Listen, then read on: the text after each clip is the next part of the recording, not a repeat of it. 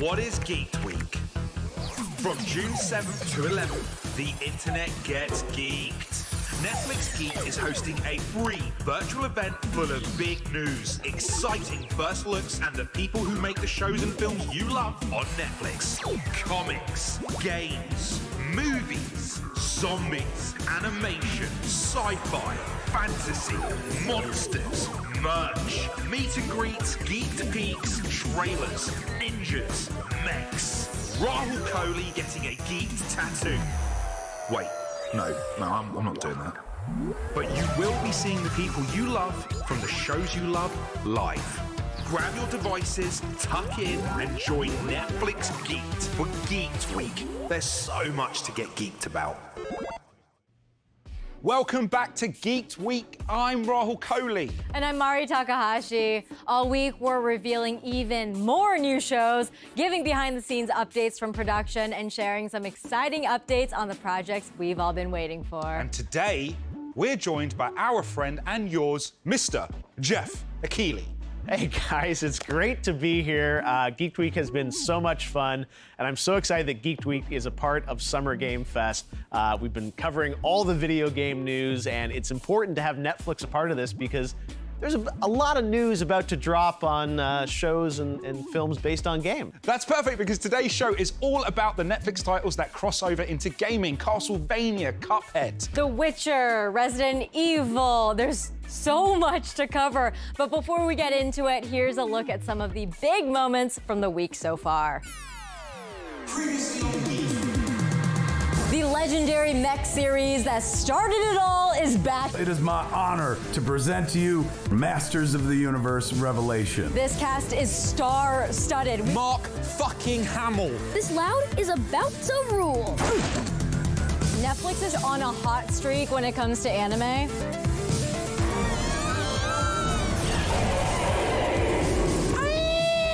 The new series, War for Cybertron. Anime Toribia.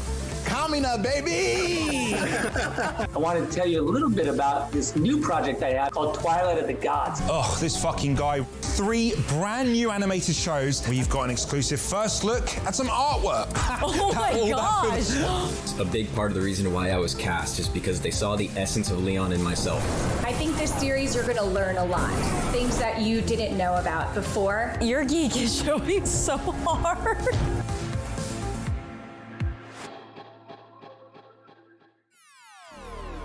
Let's start today off with League of Legends' first journey to Netflix. We're taking a look at Arcane.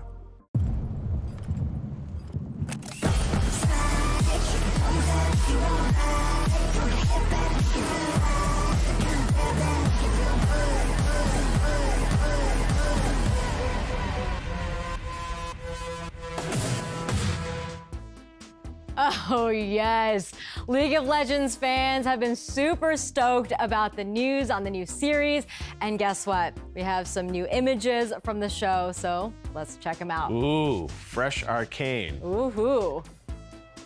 Wow, the look and feel of this show is so incredible. I mean, League of Legends has done these amazing, CG shorts that we've all watched, before online, but now the fact that they're bringing these into this incredible anime made by Riot, I cannot wait to see how this all comes together. And we have one more thing to show you, an exclusive clip from Arcane.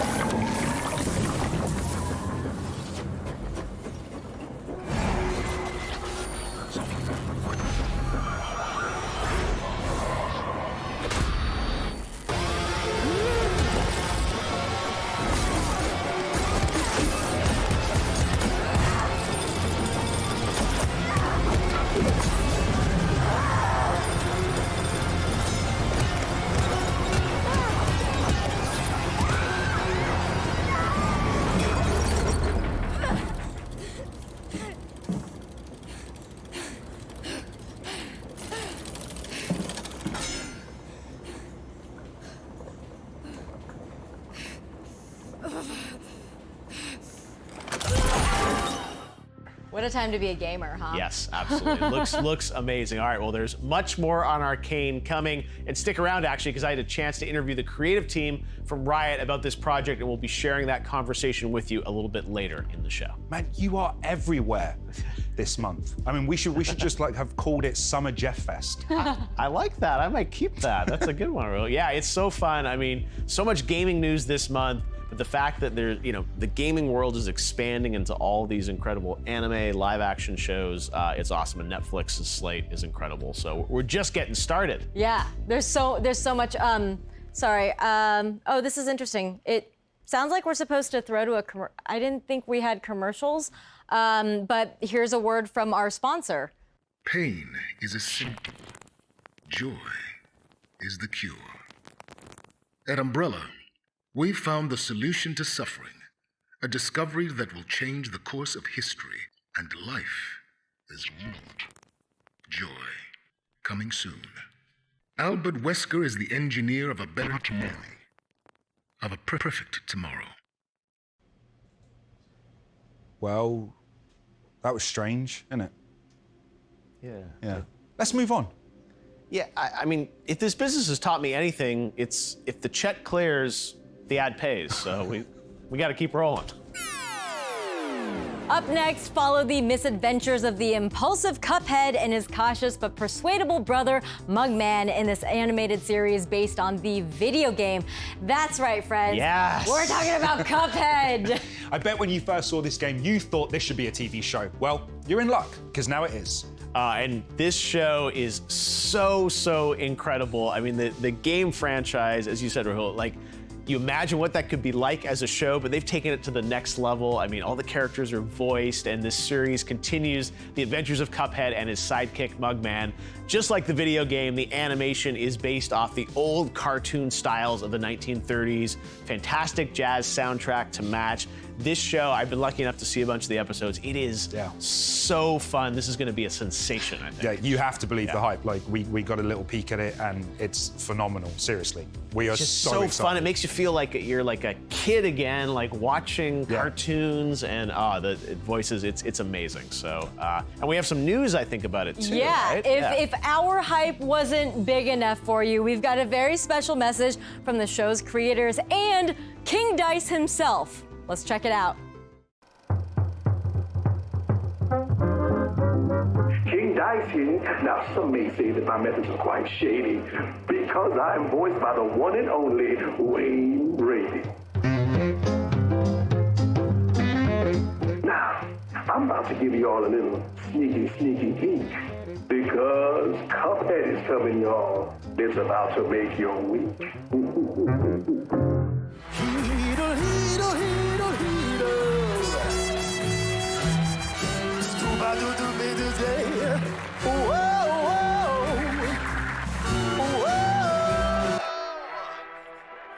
All right, let's jump right in.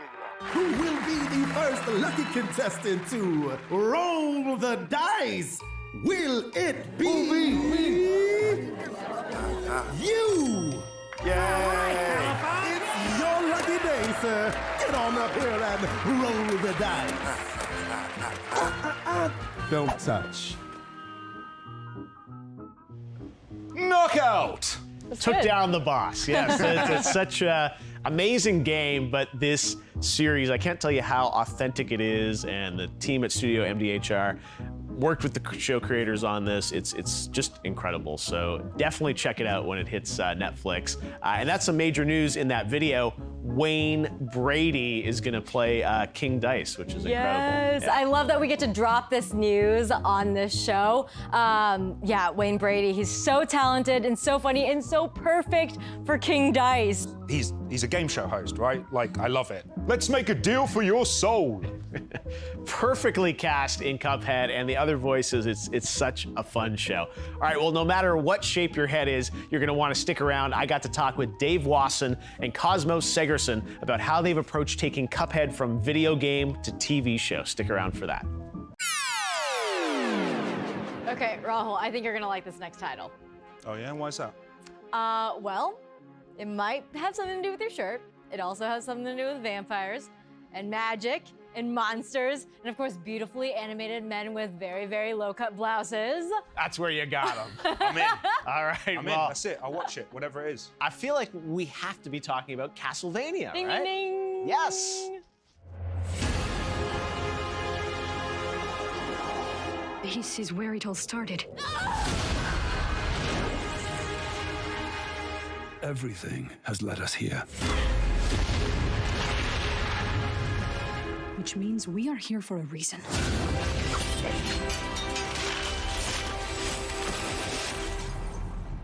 All right, where would you like to start? The whole world's gone crazy. We've lost many people to night creature attacks. Will you help us? I'm sure I can do something for you. Sisters, Hector is finally ready to start making night creatures. We could take the entire world for our own. It's a spell. It will have the name of the person he was trying to bring back from the dead. Oh, let me guess. It decodes as Vlad Dracula Tepesh. Why the fuck would anyone do that? Huh? Would you do that? I wish I could fucking kill you twice. We killed Dracula. And now we have to spend the rest of our lives making sure nobody brings him back from the dead. When I began this journey, I had a very simple plan. That plan has evolved. The plan is now conquest. Kill everything you see. Begin!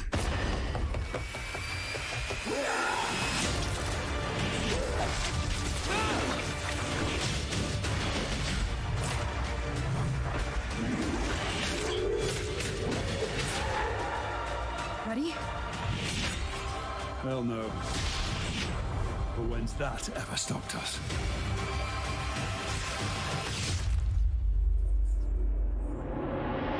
You know me. I'm going to eat your soul.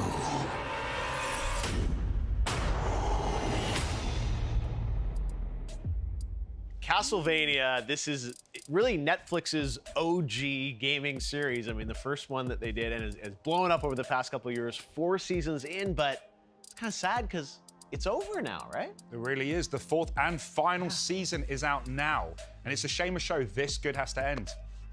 They should make more. Oh, tease. Yeah.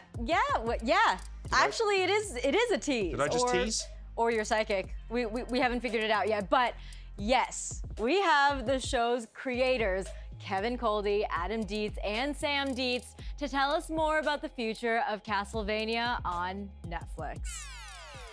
Hello, everyone. We are some of the creative team behind Castlevania. We hope you're all enjoying Geeked Week. I'm Kevin Coldy from Project 51 Productions. I'm an executive producer on Castlevania. I'm Sam Dietz. I'm the director of Castlevania here at Powerhouse Animation Studios. And I am Adam Dietz. I'm the assistant director on Castlevania. There's been a lot of news dropping and a lot of big announcements this week.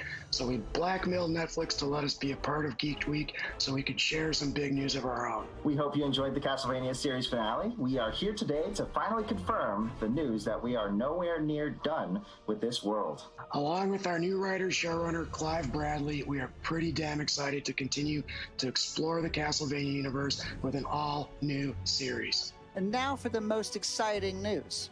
This new series will star Richter Belmont and, of course, Maria Renard, and it will be set in 1792 France, against the backdrop of the French Revolution.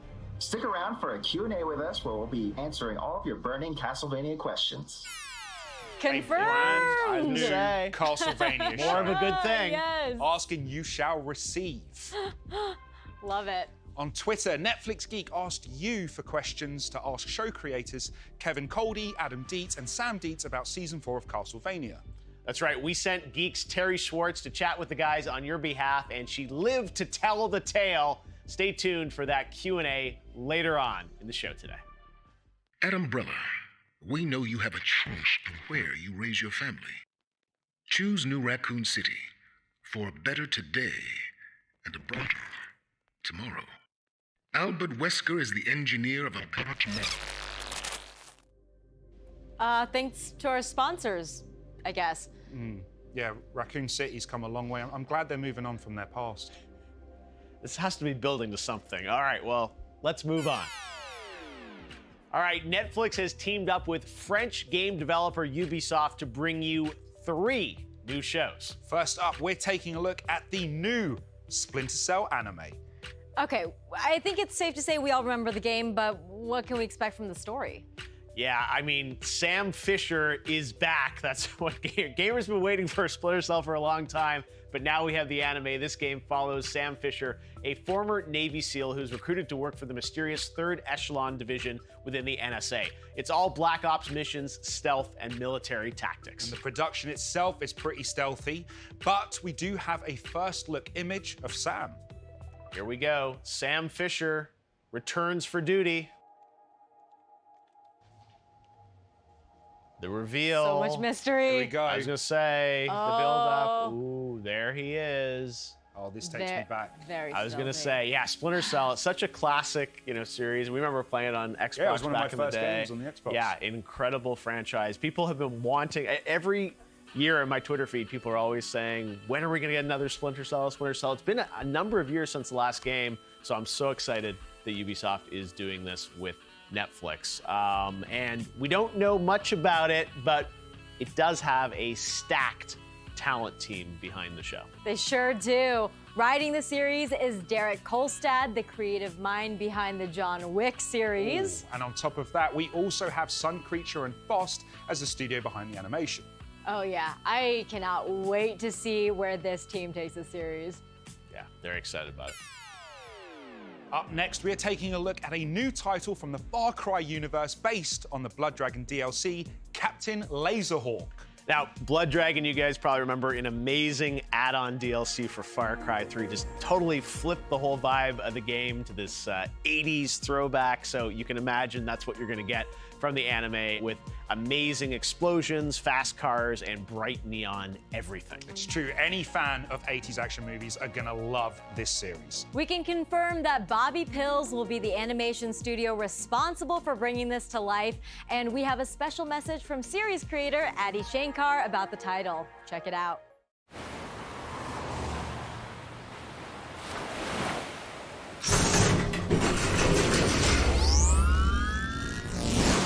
Welcome, Internet. Welcome to the Bootleg Universe headquarters.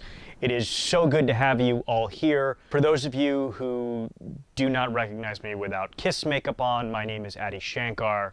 I'm here today to present to you a new show that I've had the privilege of creating. It's called Captain Laserhawk. The show is called Captain Laserhawk, a Blood Dragon remix. Captain Laserhawk, a Blood Dragon remix. For those of you who are not familiar with Blood Dragon, if you're into synthwave as a genre of art and music, you're in for a treat. But why remix? Conceptually, the show's inspired by a few things. The first is Elseworlds. For those of you who are not familiar, Elseworlds is a DC Comics imprint that did alternate universe versions of DC properties. Everyone watching should check out a book called Kingdom Come. It's the Citizen Kane of comic books. And hopefully I didn't get canceled for comparing Citizen Kane and Kingdom Come, but to me it is, so that's my hot take. The second, Captain N, the Game Masters, which was a show that for the most part people did not like, but that I thought was an awesome concept, designed as a creative reinterpretation of Nintendo's big properties from back in the day. So Captain N, the Game Masters, but good. And also a big inspiration for this show was the Bootleg Universe fan films. Starting in 2012, every year and change, I would release these unauthorized fan films that were creative, dramatic reinterpretations, often very violent, of the franchises I grew up loving. They were called the Bootleg Universe one-shots. You know, these were things that I would get cease and desist letters for. This wasn't a celebrated thing at the time. I mean, sure, people on the internet liked them. Cut to 2016, I got a call from Ubisoft saying, hey, come work with us. I had a truly insane conversation that I thought I would never have, where I was asked if I wanted to do my Bootleg Universe thing, which is creatively interpret stuff with all the Ubisoft IP. I was given the privilege of going into the Ubisoft IP vault, the treasure chest of all this beloved intellectual property, put it in the Addy filter, then I like regurgitated it all out into like one coherent world. And that's the world of Captain Laserhawk. And I couldn't be more proud and I couldn't be more grateful to Hugo, Helene, Gerard, Claire, everyone at Ubisoft for giving me this opportunity, and it wouldn't have happened without you, the fans. So thank you. The world of Captain Laserhawk is set in a parallel universe where in the 1950s, automation became widespread. And to be clear, automation in this world, in this timeline, looks like the movie Iron Giant. And that created massive ripple effects. Widespread social upheaval occurs. Unemployment is through the roof, and then the biggest tech company called Eden comes out and says, you all get universal basic income. Eden effectively becomes the economy overnight. And that's when they start exerting social control. Mass surveillance, big data, really all the reasons why this show's on Netflix and not Amazon. The story of our show follows our protagonist, Dolph Laserhawk. Dolph is a cybernetically enhanced super soldier who escaped from the Eden army and is trying to pull off his one final heist before sailing off into the sunset with his boyfriend, Alex. The animation on this show is going to be awesome. We really wanted to bring you guys something different, something unique, something that is a confluence of various animation styles. Like a love letter to everything we grew up with as 90s kids. So, if you like anime, Saturday morning cartoons, violent video games marketed to kids, pro wrestling, steel cage matches, cyberpunk dystopias, Paul Verhoeven, John Carpenter, then this show is for you. Yeah. You know, I could describe this all day, but I'm just gonna cut to a 10-second clip, and you'll see what I'm talking about.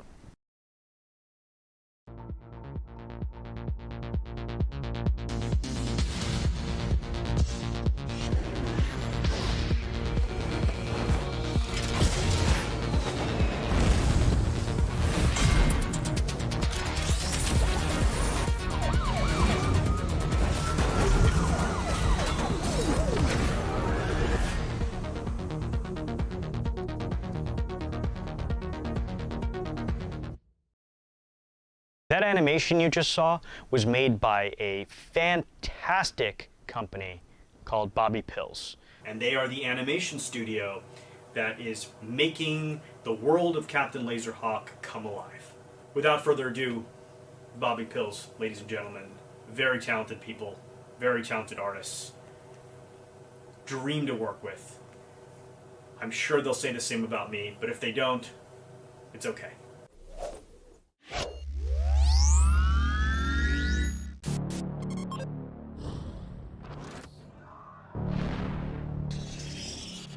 Hey Eddie, thank you. Welcome to Bobby Pills. Hello, I'm Mehdi. I'm the director of Captain Laserhawk. And I'm Balak, and I'm the creative director at Bobby Pills, the studio that is making Captain Laserhawk. Ubisoft came to Bobby Pills with a new project. It was kind of the first time that we would do something like that, like to direct and produce a whole show without us actually writing it. Usually we are very picky with the writing, so it was really important to us that we really connect with the show that we're about to make, and the kind of miracle that happened is like it clicked almost instantly. Typically we do shows that shouldn't exist here, and this show is just like that. This is so crazy, the idea is so crazy that it shouldn't exist, so it was the perfect match. It was like a dream, like for someone like Balak or me or a few people out there who were born in the 80s to be able to do a show that has so much references about what we grew up with. So we're like little kids again, trying to do our own OVA back in the 90s. To go back to that kind of feeling, but not just mimic it, not just like the spoofing it, but like to pick it up where they left and just expand on that, like where we are now as an artist, that worked for years and years in animation industry. Okay, if we pick that original flame, the original thing that made us want to do that job, and okay, where are we now with that, original flame, with our long experience? And then Adi came up with all those crazy ideas about showing some video games influences, and very quickly came the opportunity to explore like pixel art, very low poly 3D animation, like different looks from different platforms like PS1, but also like early Game Boy, black and white. So, and it gives us an opportunity in storytelling to switch styles. Actually, the different styles was one of the main appeal of the whole thing. Like we can, as you said, go from video games to comic books to whatever. And that kind of artistic freedom was like one of the main things that we can say we can go for that kind of stuff, because it's crazy to do that thing while actually like not being style over substance, but actually find the right shift of style to convey the storytelling in the most compelling way. And we grew up with so many influences, from Gorillaz, who started mixing 2D, 3D, live action. Also like the work of Yuasa when we saw Mind Game. And you always think like there's never going to be a project that cool where you can explore. There's always going to be like a limit. This time it's the total opposite. Like Adi and Ubisoft are always super open-minded, and sometimes we have to stop them. Yeah, and I think there's no way that that show could exist anywhere but thanks to this kind of platform, thanks to the people at Netflix that can just go for that crazy. One thing we will never take lightly is the emotions of the character. That's the most important thing. Like we want people to feel connected to them and not just maybe they can be interested in the show for all the first impression gimmicks maybe, but they will stay for the story and they will stay for the characters, I guess. So that's it. We're really excited and happy to be working with Netflix, Ubisoft, and Adi Shankar, and we really hope you'll love the show as much as we do. Yeah, that was very featurate, but we actually are happy to work on the show. So I guess that's that. You calling me a liar?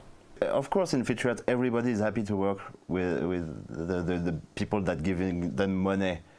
But we are actually happy to do that show. So that's something, that counts. Inside I'm dancing. Oh man, that aesthetic, that vaporwave, synthwave, everything, we love it. Give us more of it. If a show based on the Blood Dragon DLC excites you, then you're gonna love this next announcement too. That's right, we're also happy to announce, alongside Captain Laserhawk, we also have a new Far Cry anime coming to Netflix. Yes. That's right, and we've got the Far Cry logo. It's just the logo. I was gonna say, what's interesting with this is I wonder which Far Cry it's based on, because Far Cry's gone everywhere, right? I mean, it's we've gone to Primal, BC, 10,000. Yeah, I was gonna say, all over the place. So we'll see. I guess no news yet on which Far Cry it will be, but really you get two Far Cry shows here. You get Captain Laserhawk and then this brand new Far Cry. Very, very mysterious one. Ubisoft is doing some great stuff for the gaming community with all these titles, and we love to see it. And be sure to keep up with Netflix Geeked on all socials so you don't miss any news. Okay, so we've been talking about a lot of shows based on games. Let's take a look at a game based on a show. That's right. On Wednesday, we showed you some of the first look images of the Smite and Stranger Things crossover. And now we've got an exclusive first look at the gameplay. Let's hop into the action.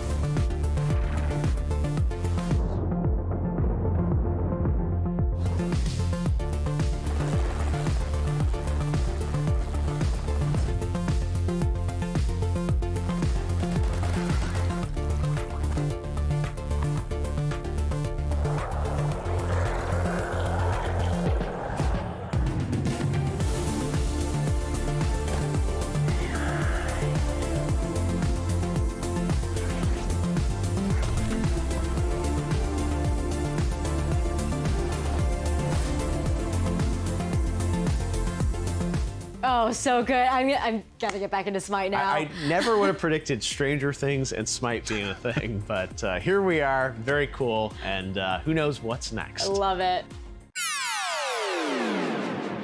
All week long, Geeked Week has been blossoming like a flower. But sometimes the best thing for a flower can do for us is die. That's pretty dark, Rahul, but I know that quote. I think what Rahul is trying to say is that Geeked Week is almost over. But before we move on to the post show, we have to give an update on what you guys have been waiting for, The Witcher. Yes! Chat gets it. I mean, look at this hype. It's like we just have to say The Witcher, and there's wolf emojis everywhere, and things start spiraling out of control on our screen. Well, get ready, because first looks are coming at you fast, like real fast. Like, don't blink, all right? Let's roll the clip.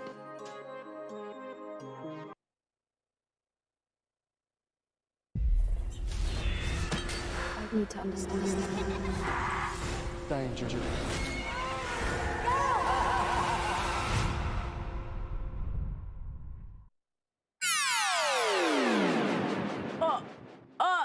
I need to understand, is what you said. Siri everywhere in that.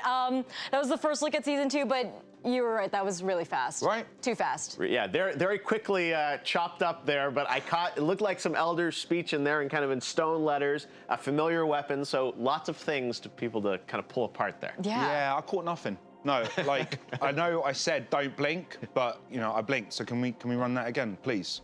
Let's do it. It's a good idea. All right, I'm not gonna blink. Okay. Okay, Siri. I need to understand. I need to understand. Here comes. There's a weapon. Some letters. Wait. Did I see? Was that Henry Cavill nude in the hot tub? Did I? No, that was too fast. Slow that down. Half speed. Half speed. I think I saw some one by Cavill. one. Okay. All right. She looks up. What happens? Oh, that's very ominous now. It sounds terrifying. It's very scary. Combat. Yeah, it's like, is she learning to fight at this point? What is it saying? Someone you know has already decoded what that says. I'm sure. They like packed 50 looks into a 10-second clip. That was intense. It was so much. Y'all should follow Netflix Geeked right now. And can you scrub through it frame by frame and let us know which Easter eggs we didn't see? I think people in the chat right now, I think you guys should try and decode what was said. And I want to know who's going to crack that code, because I know it's going to happen by the time. Oh, sure, yeah, before we're even out of this, absolutely. But we do have one more thing to share about The Witcher later in the show. But first, a word from our sponsor. Not these guys. Your home, your family, your health. At Umbrella, our business is life itself. Albert Wesker.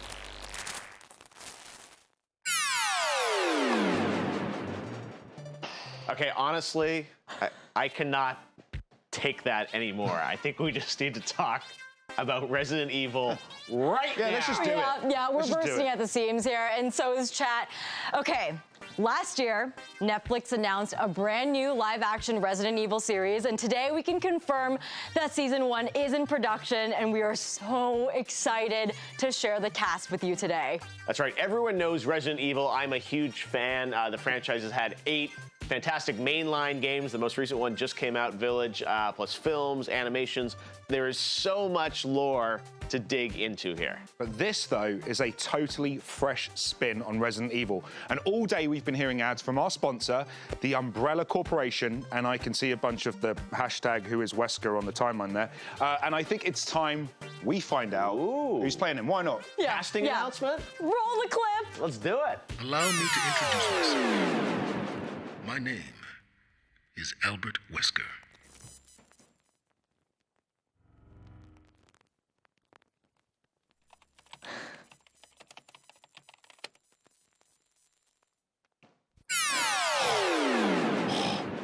Lance Reddick. That is so fucking cool. I love him.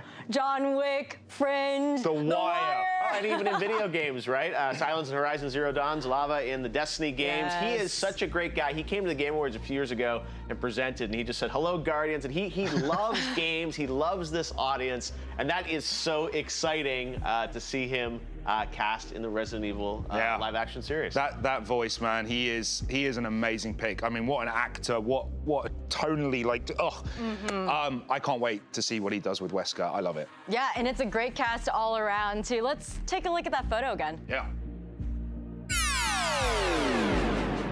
Okay, so we're going from right, so that's Adeline Rudolph, and she was in Riverdale and the Chilling Adventures of Sabrina. Sienna Agadong next up. She was in No Good Nick. Of course, the iconic, as we just said, Lance Reddick playing Wesker. The amazing Paula Nunez. She was in Bad Boys for Life.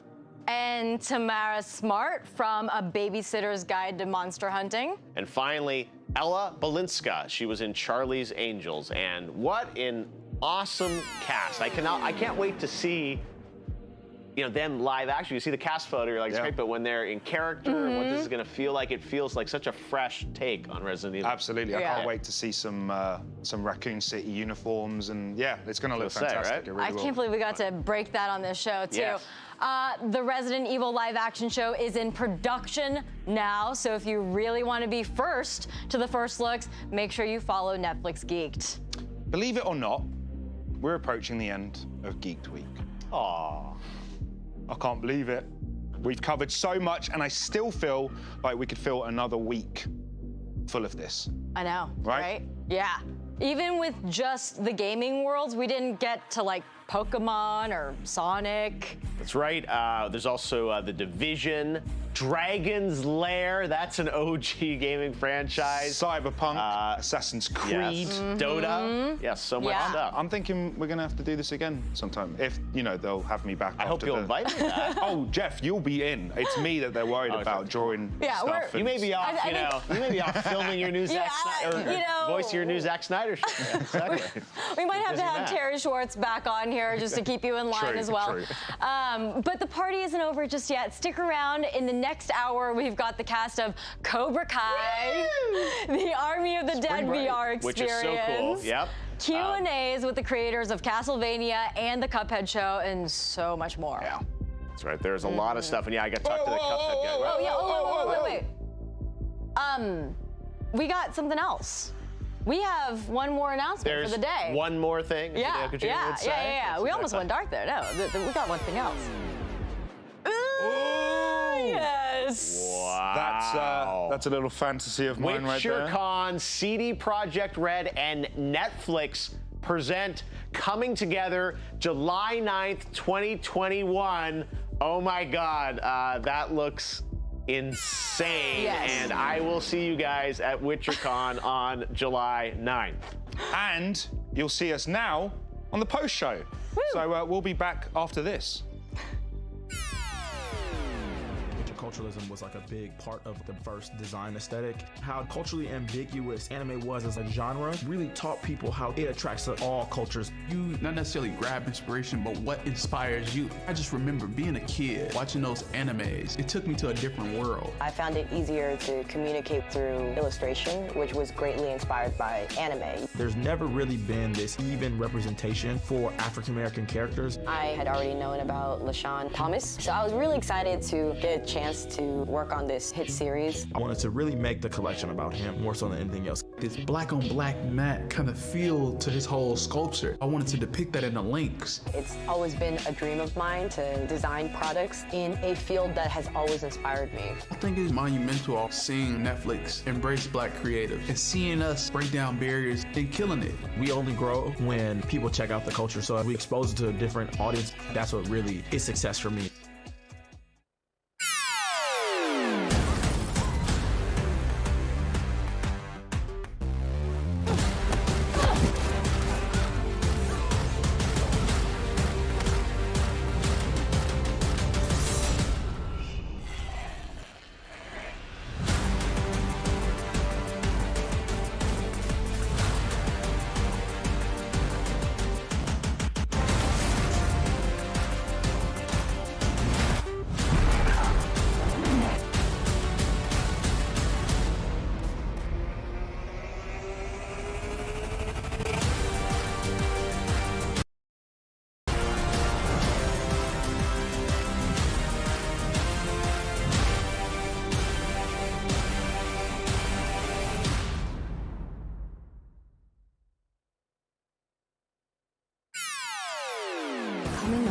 Space Show, Cobra Kai, Arcane, the Army of the Dead VR experience, Castlevania, the Cuphead Show, Flying Lotus, and much more.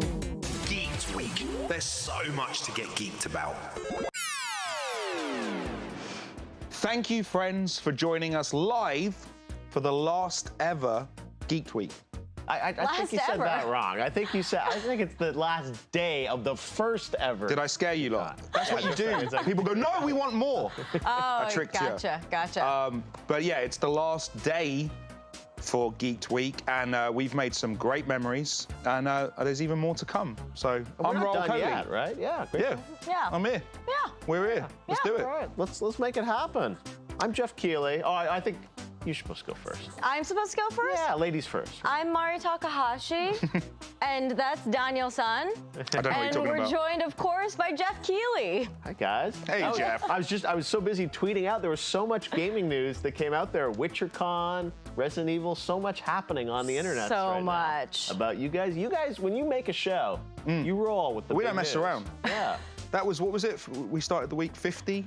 Was it 50 titles, something like that? I think something like that. I know we said the number. You said the number, and we both looked at each other and were like, dude, that's a big number. Oh, well, you got, and it was like every day there's something, and then today, just alone, just on gaming, right? It's like Cuphead, which is an incredible show. We're going to talk about. We're going to talk about that. Cuphead show, just amazing. And then today, dropping the news on the Far Cry anime, Captain Laserhawk, which is based on the Blood Dragon DLC from Far Cry 3, which was amazing.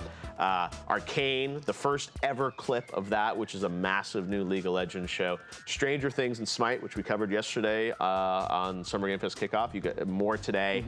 And then to end with, Sam Fisher, by the way, the anime. The Splinter Cell. People going nuts about that image of Sam Fisher coming back. People want a game, but what they're getting is an anime now, which is something for the fans. And then, Resident Evil live action and The Witcher with that teaser for season 2, and then WitcherCon. I'm calling it DaddyCon. Based on that yes. one. It's DaddyCon. Buff old dude con. Into it. Up next, we're going to show you a trailer of one of my favorite shows. It was Cobra Kai. Yes, what could it be? Oh, God, it'd be a dream to hang out with the cast. Or, even be in the show. I'll do anything. This is a stepping stone to that. Right? This is your chance. Anything. I'll do transport, crafty. Everybody at the Netflix office is watching right now. First. I'll do it for free. Let's play the teaser. I want to see it. I've got to see this. A man can't stand. You can't fight. A man can't breathe. You can't fight. A man can't see. You can't fight. Extreme situations require extreme measures.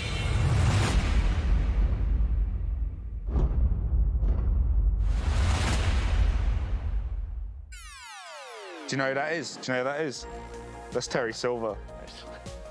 He was the antagonist in Karate Kid 3. They've done such a good job bringing back all the legends. It's such a treat. Like when they got the cast back from Karate Kid 2, when Daniel's son goes to Okinawa, and to find the actors, the authenticity, the fan service, it's. Wait, Rahul, I don't know if the fans know how, or the audience knows just how much you're into Karate the Karate Kid, and it's a whole family thing. Yeah, so obviously if you do know me, you know Star Wars is the thing I talk about most. If I booked Star Wars, my family would be like, cool. If I booked a one-word speaking role in a coffee shop on Cobra Kai, they'd be so proud. They'd take my sister's graduation poster, throw it in the fucking bin, and then that scene will be up there. That's how big Karate Kid is in my house. It's it was law degree, Cobra Kai. Even my sister would be okay with it. She's a super fan, especially it's really weird as well because we had all 3 movies. Something happened to the first one. I think my dad taped over it with some crap, and so 2 and 3 played in our house even more. So the ability to quote those films, the soundtrack, all of it, the Coley household is deep in the Cobra Kai world. Wow. Yeah. Wow. We're pulling for you for season 4. Let this man grab the coffees for the show. Yeah, I'll do it. Just start somewhere. Right? Absolutely. Love it. For those of you who are not as well versed with Cobra Kai as Rahul is, Cobra Kai is a spin-off of the popular 80s movie, of course, starring Ralph Macchio. But karate as an art form has been around forever. And I wanted to learn a bit more about karate, so I looked it up on Wikipedia. Oh, fuck's sake, not this again. Wait, why are you so tired of this? I wanted to really do my due diligence, so I memorized the entry. I mean, if you're so into the show, I feel she like memorized you would Jean-Claude Van Damme's Wikipedia page and then just rattled it off. I'm just trying to educate you a little bit more about karate. If you're so into the show, you should know that karate began as a common fighting system known as te, and after trade relationships were established with the Ming Dynasty of China in 1372 by King Sato, some forms of Chinese martial arts were introduced to the Ryukyu Islands by the visitors from China, particularly Fujian Chinese families moved to Okinawa around 1392. New monitors, so can you guys see each other on Cosme or no? Oh, okay. Yeah, you just see the game. Oh no, Jacob, discontinue. Oh, what the?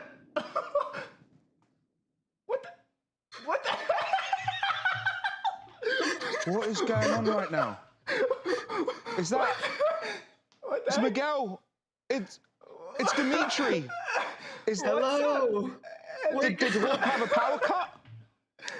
Sholo, Gianni, Jacob. What's going on? I can't believe this is happening right now. You guys are just playing Street Fighter? Yeah. Are we doing this? Running up some Street Fighter. Yeah. We figured. You want to join us? What's up? This is a dream come true. The triumphant return. Have you guys been practicing? Has there been practicing going on? Am I going to get my butt kicked? If by practicing you mean button mashing, then yes, we have been doing a lot of that. Like last minute button mashing, we just found out what things happen. Yeah, we're gonna lose. I still don't even know how to do some of the moves. Wait, so I don't know. Yeah. You guys don't play Street Fighter? Not on the regular, we but fight I on will the streets. say- Oh yeah, you just do it for real. That's true. Yeah, exactly. We live Street Fighter. So. How are you guys doing? You guys have wrapped season 4, right? Yeah. Well, just recently. Yeah, just recently. Do you want spoilers? I do, but Later, chat probably. I mean, we just saw Terry Silver teased, which is huge. Oh yeah, it's insane. It's ridiculous. Question: did you guys see the Karate Kid movies before booking, or did you do it after? Shola was a huge fan. I was a huge fan of the Karate Kid. I had posters all over my room, so this is kind of a dream come true. Unfortunately, no. They're just teasing me. I hadn't seen the movies before I booked the project, so I didn't get a chance to see them. But now I've had. Right, that is the biggest offense. But now I've seen all of them. Yeah. That's awesome. It's only offensive if you never saw them. That's it. Right, exactly. That's it. No, you're a winner. You're all winners. Whoa. I saw Karate Kid 1 and 2. I haven't seen 3. You haven't seen 3? I haven't seen Terry Silver means that's nothing the one with to you? Terry Silver. No, Thomas is so mad right now. I haven't seen it before I got karate, like the Cobra Kai. Gotcha. Good scene. I know about the billionaire Terry Silver with the ponytail. Dude, he's tall. Yeah. Is he? Yeah, Thomas is tall. Yeah, I think thought he's at I was least tall. 6'2", easy. Like What? Are we going straight into a fight? Are we doing a fight? We are. Yeah, we can. Yeah, you want to go? I don't know what I was doing. Yeah, okay, let's do it. Who do you want to fight first? Oh, I think you guys should nominate. You guys should nominate. I think Gianni should go first. So we're saving the best for first. Right. I see. Okay. I got Gianni. I was gonna say, I think Gianni's the best out of us, or maybe just picks the best character. I was about to say, Gianni, you gotta teach him a lesson with that guy. Don't hype me up this much, man. This is not. You're gonna regret it. Okay. Oh, what the heck? Oh, we're going Ken? Okay. I'll be. Oh no, not Ken. I got my guy. This guy right here. You're going for Dulcim. Yeah, he's my favorite. I don't even. he reminds me of myself just because he has really long, stretchy bald. limbs. Yeah. Yeah, because he's bald. Are you I'm also actually into balding. yoga? No, I'm not the most flexible guy in the world, so definitely don't want to see me do yoga. That would be bad. But, you know, I can dream. Splits, though, involuntarily. You kick ass in the show, dude. That's true. Thank you. Yeah, I got that good crescent kick on Huck at the very end of season 2. All right, here we go. All right. Let's see. Oh, we got her. Whoa! Oh, I've always wanted to do the Vegas one. Okay. You know what's amazing? There we go. Is my controller working? It is working. You got it? I'm not gonna go easy on you. You better get your controller right. Okay, it works. Okay. Oh! Not bad. Snap. See, I don't know how to do the fire. The fire just happens. Oh, he blocked my fire. That's literally the only move I have. There is so much lag, and I'm not making up an excuse here. It's. Yeah. You guys feel it too, right? That's a lot. I think there's of a lag. little bit of like latency, like in terms of response, but. Oh. Okay. Hey, whoa, watch out. You come back to the sentry! No! I refuse. No! Get back! You got it. Okay, I think you're gonna get me. Oh, time ran out. Time is over. Come on. That's still a win. That's still a win. I don't think I can accept that win. That was not a win in my heart. I'll say that was so close. I cannot. Yeah, that for was some close, reason, I cannot do moves. You can't move? Yeah, I can't do like a Hadouken because. Oh, There we go. Oh, I blocked that. I didn't even realize I could block. Okay, that's good. That's a good start. Oh! Get back. I don't want the Hadouken. No! Oh, shit. I'm spamming you, dude. So I'm sorry. You better get in there. Hadouken! You better get in there, Oh, bro. you got range,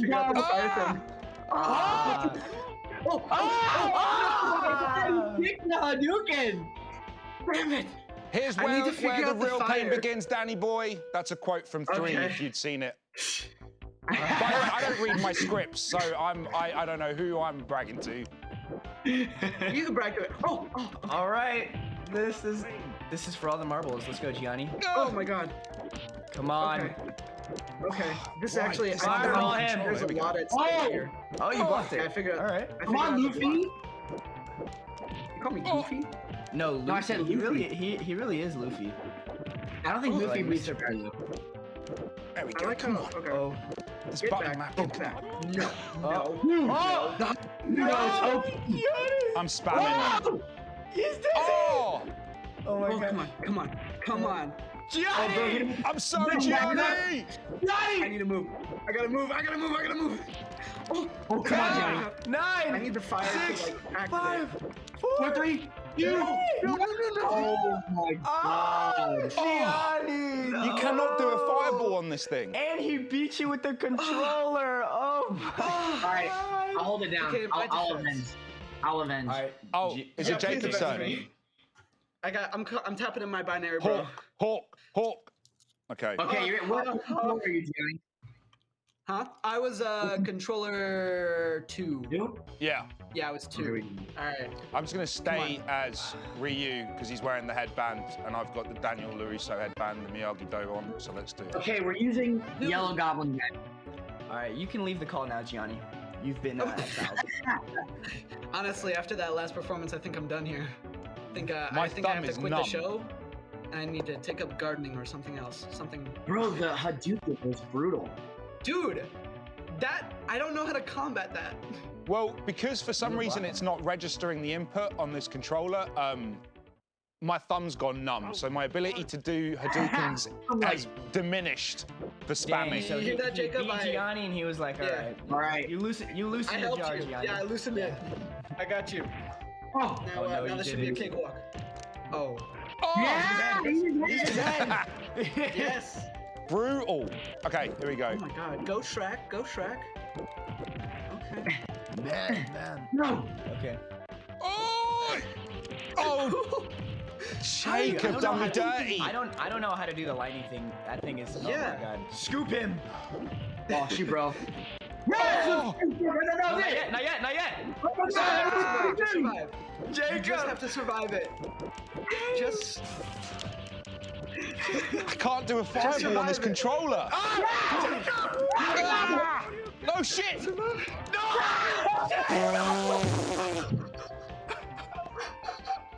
Jacob, I loosened the jar for you. I couldn't figure out how to do a sweep. Oh, we can't let Raul he's going beat on with us a all, body man. bag. Yeah. Oh my god. Bro, the sweep. Come on, beat him. Chill out. No. Can you see Jacob? Oh, headbutt. Yeah, no, I can't see him at all. No, Jacob doing me dirty again with this zombie move. Hold on. This is graphic. There's little blood particles. Is it? Okay, Karen. I'm not okay with this. Oh, Jacob! Jacob! Don't do it. Don't do me dirty. Survive. Oh, okay.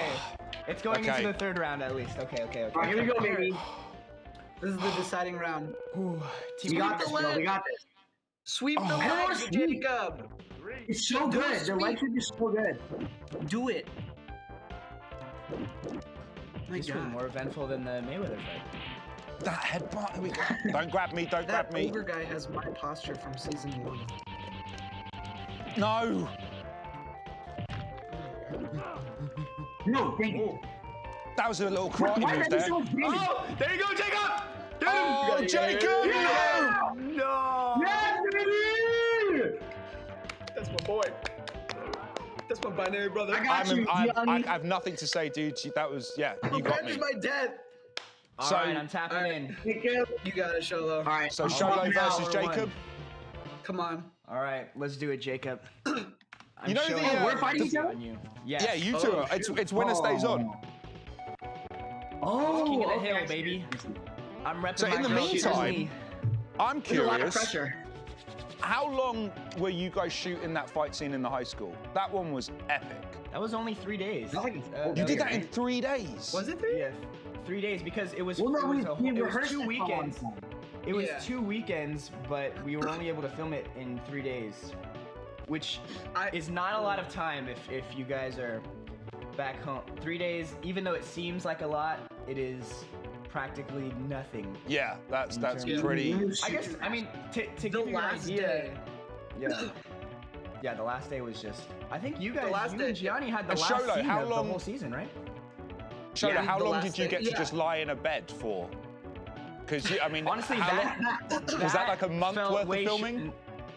Well, it's funny because I think even though it seemed it was a bunch of episodes, we were able to film all of them in like 2 days.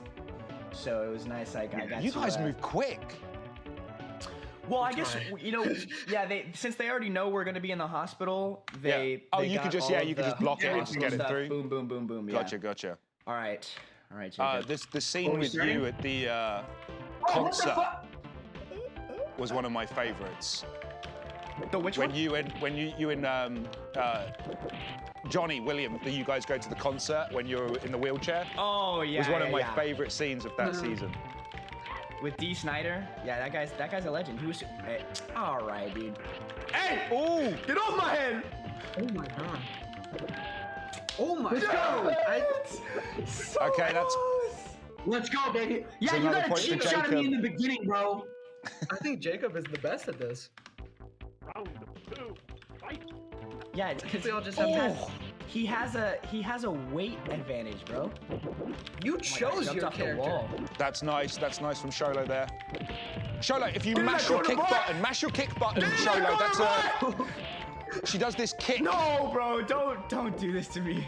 I'm confused. Get on the ground, boy. Yeah, Sholo, if you, as Chun-Li, What was that Sholo, if you about mash weight your light kick, disadvantage? you have a version of his electricity that will, it like rapidly does a. Which button is that? Whatever Yeah, your which kick is, button if is you just kick? mash it. What's this? Yeah, what that is one, like the that one, keep doing specialty it. move? Boom! Oh! Ah! No, I can't. Cobra Kai. I was like, what There the we heck? go. Dude, just keep Boom. spamming that. Finish him! Oh my God. That was my crease impression.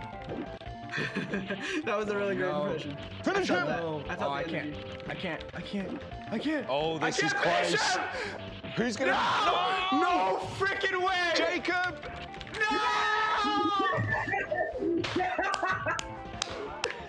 Sorry. Put some respect on my We're name. not gonna get Jacob off this controller. Sorry, guys. Sorry. All right, I want a rematch. I can do this. What are you, controller two? You know what's funny? It's like I was it's like if I was a superhero and my weakness was like a little tiny slug that like was horrible against everyone else except me. That's like Gianni. He's my little weakness. I'm your little weakness? Why do you have to put me down like that, man? I'm your little weakness. Your little weakness that's taller than everyone here. I'm 6 feet tall.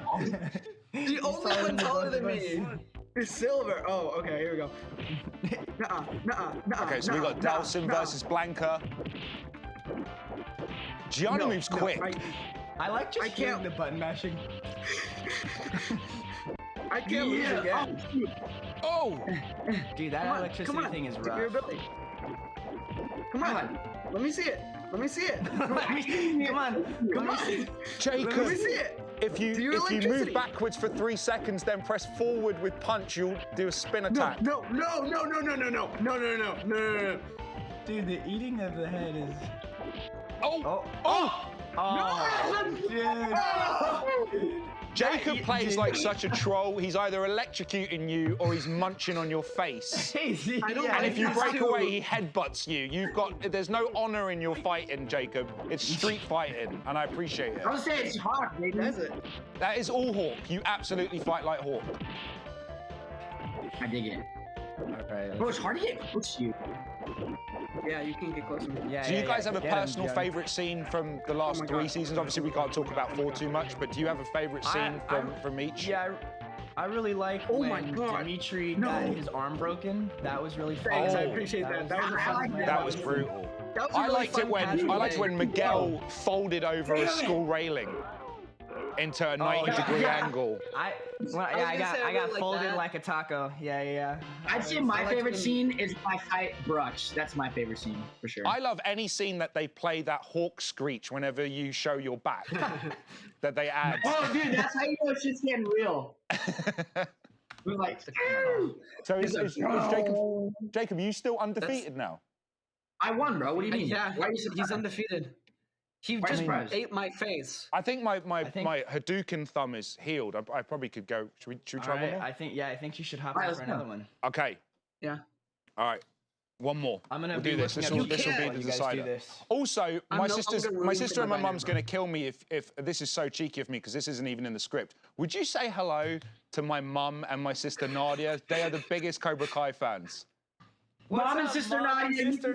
Mom. Mom. I love you guys. Thank you so much for doing that.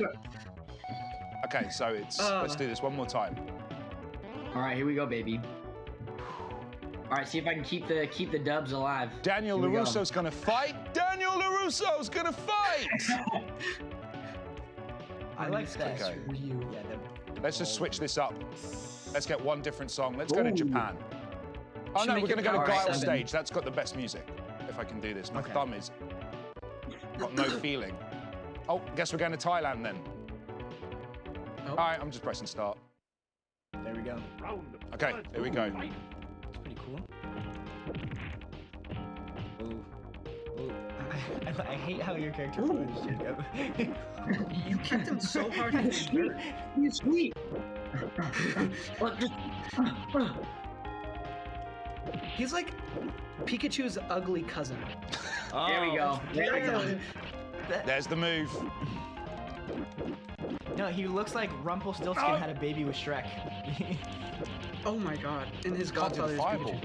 There we go. That beats that move. Oh, shoot. Jacob! Will he be dethroned? I want a hawk screech if I beat you.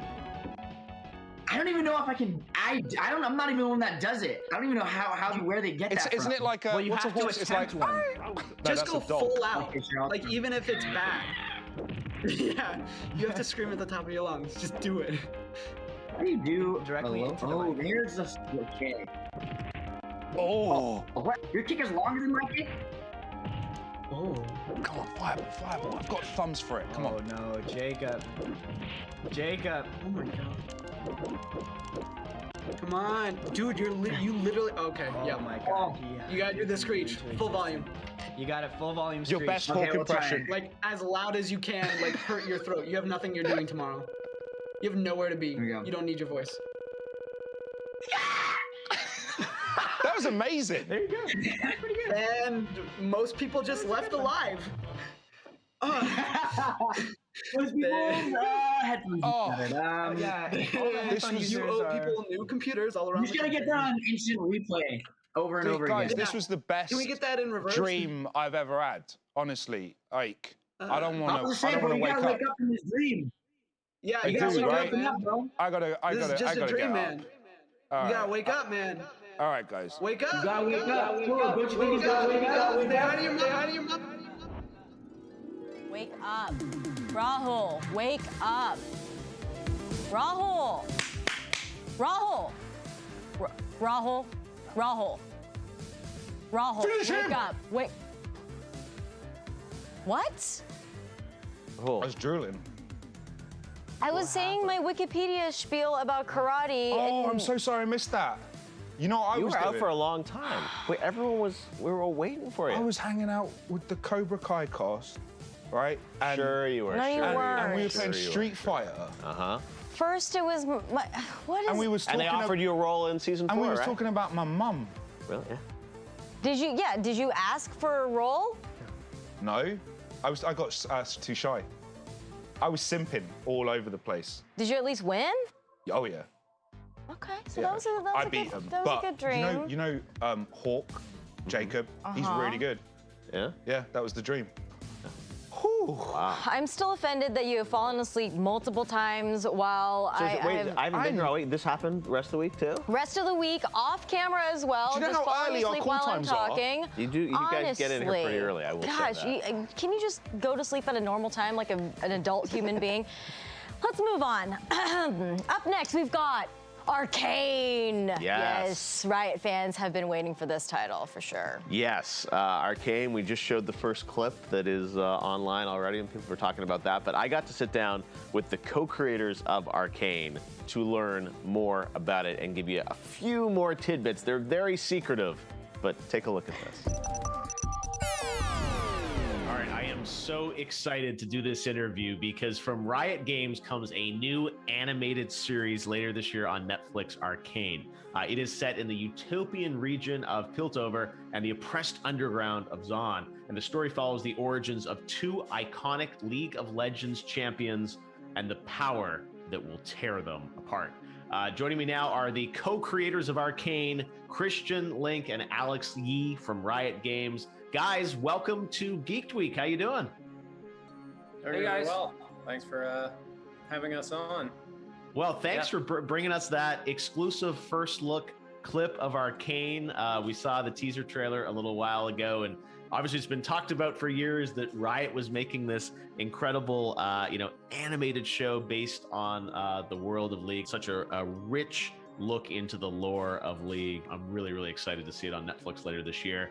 Let's wind the clock back a bit though, and tell us about Arcane. What is it for people that, if you have played League or if you haven't played League, what is this? I think on the highest level, it's really the first, full-length TV series that we put together that really dives into the stories of the characters and the world of our game, League of Legends. And I think for us, it's also the very first time we can go really, really, deep on those, those relationships between the characters, the champions as we know them, their struggles, what made them who they are today, showing, like what their life is like, when they're not, smashing each other's heads in, I guess.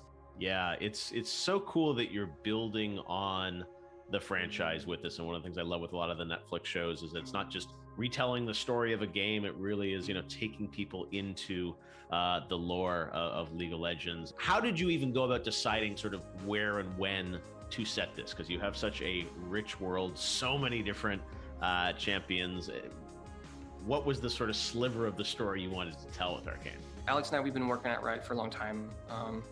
10 years, 11 years, something like that now. We're both over 10 now. And so I think even back then when we both were part of the team that worked on, Vi and Jinx characters that we're really focusing on.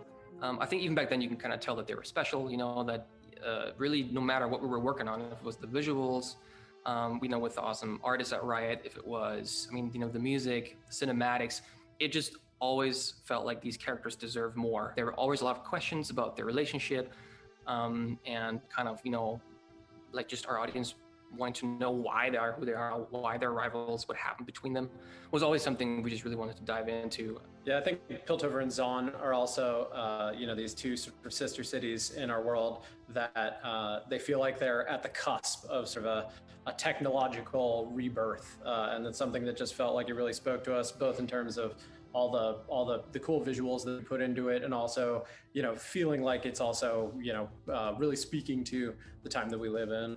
Yeah, what I love about this series too is that Riot really built this, and I know it's been a passion project for everyone internally at Riot. You mentioned Jinx and Vi sort of telling that story. What is their relationship for people that may not know them? How are they related? This is one of the more poorly kept secrets, I suppose, but we can just go ahead and confirm they are sisters. They will be sisters, and that's something you'll get to learn quite a bit more of when you're watching Arcane. I guess minor spoiler, but I feel like it's by now, if you're a fan, that's the case. One thing I wanted to ask you about was the sort of decision of kind of how to approach the storytelling and the structure. You guys could have made a movie, you could have made a series, like, the structure of doing this. Can you talk a little bit about that, about how you kind of formatted what, how you wanted this to be presented to fans? Well, I think TV shows, especially these days, just are this amazing vessel to just, go really, really deep, to not just stick with one certain event or so, but to really let these, characters grow over time. It was a big task, working with the animation studio that we've been working with for many, many years, also Fortiche, who've created a lot of these wonderful music videos in the past. Their work's just beautiful. Incredible French studio that, you just said has worked with you guys on a lot of things over the years. That's why you've had such an awesome visual style. One thing I wanted to ask about too was the lore around these characters. How much of it already existed that you're just telling, and how much of it were you sort of even building as a creative team to sort of, add to this series, but also add to the overall canon? Every character that we build in League is like, all you're seeing is really the tip of the iceberg, from all the conversations, all the stories that could have been, and all the work that goes in from so many different people who work on all sides and facets of these characters. So, to me, every character is sort of like its own whole franchise of stories, and for us, it was an embarrassment of riches, going in and sort of, getting to pick what we were going to look at and how we were going to sort of portray like our particular angle on these characters in Arcane. I can only imagine how much story there is to tell, but this path that you guys took on this series, I think it's really important to point out that Riot invested early in doing this really yourselves. You guys have done some incredible work sort of, in the music space, certainly with some of the, the animated shorts that we've all watched on YouTube and loved around League. Why was it important for Riot to sort of take this approach of you guys really building this series and then partnering with Netflix versus, other creators sometimes will license off the rights or have other people build it? This is a Riot production, right? Right now, I think we're living in this golden age where you do see shows, that really start to be made by the people that love these IPs and these games for the people that made these games. So there really isn't that disconnect anymore. So I think we're seeing just really, really amazing quality in storytelling and visuals, and just also, thought this is the right time to say, what would be the show that we would make ourselves, and that was just what we also just always chased. Yeah, I wanted to talk a little bit about the look of this show, because when you see and people see in the clip, it's got such a signature style to it, and it's obviously kind of 3D animated. It's got this sort of painterly sort of quality to it. Can you, I don't know, do you have a word for what that look is, or how did you kind of evolve into that style? It's really Fortiche's trademark, I think what they really lean into is that 2.5D look, like the every environment, every shot's kind of a painting. Yeah. And I think we've always been drawn to that. It's not only just about the fidelity, it's also kind of about the beauty of the art in it, and so that's always been kind of the Fortiche look that we've always just embraced, and they do so well. Could you talk about sort of, adapting the characters and the worlds to this Fortige style, as you call it? The first expression back then for Jinx was a music video, that came out with Jinx back then. That was from Fortige. So we had a lot of talent that worked on, on that music video already in the studio. So I think it really, really helped just having a bunch of people around us that just are very familiar with the characters, very familiar with, the relationship between them. Christian always had this one picture of Vi that he had at the very beginning that he would come back to as kind of like the mood piece. And yeah, what was really striking about it, I guess, is that it really did, when you looked at it, you felt like you could feel an entire world behind it. Well, it seems like you guys have done a good job based on what the fans have seen. You put out that first teaser and the reaction was, just astronomical. I wanted to ask sort of the question I think a lot of fans want to know is, I love these characters. How much more am I going to learn about them in this show? You mentioned, backstories and things like that. Is there a lot more lore that is being sort of unearthed across this show? Especially in this first season, it's all about really establishing the characters, that we know, and that really their backstory, their origin story, kind of also intertwined with Piltover and Zon, the world that they're part of, coming alive, and also really changing the rest of the world in a way through this technology, Hex Tech. And then from that point on, taking it further. Are there going to be any Easter eggs or other sort of fun things in this that reveal big things about the world that fans might not be anticipating? There'll be things that aren't even in the game anymore, and you have to be a pretty hardcore League nerd to even know what they are. But if you recognize them, kudos. Yeah. The same people that work on the game are working on the show, right? There's a crossover there. There's been a lot of world to craft beyond what you've seen in the game and in the manifestations that have come out in the short videos. I think we hope fans of the IP will feel like we're doing the world justice. Oh, absolutely. Yeah, it looks truly incredible, and I love what you guys are doing here. And I can only imagine, how this is going to probably tie back into the games and the world. Because again, it's like, what I love about Riot is you guys do, the games and the music and everything around it. So I have no doubt that when Arcane hits later this year, you guys are going to release it in a grand style, as it deserves. Congratulations. Thanks for giving us this exclusive first clip of Arcane for Netflix Geeked Week, and look forward to seeing more later this year. Yeah, thanks so much. Hope you enjoy it. Yeah. Thanks, guys.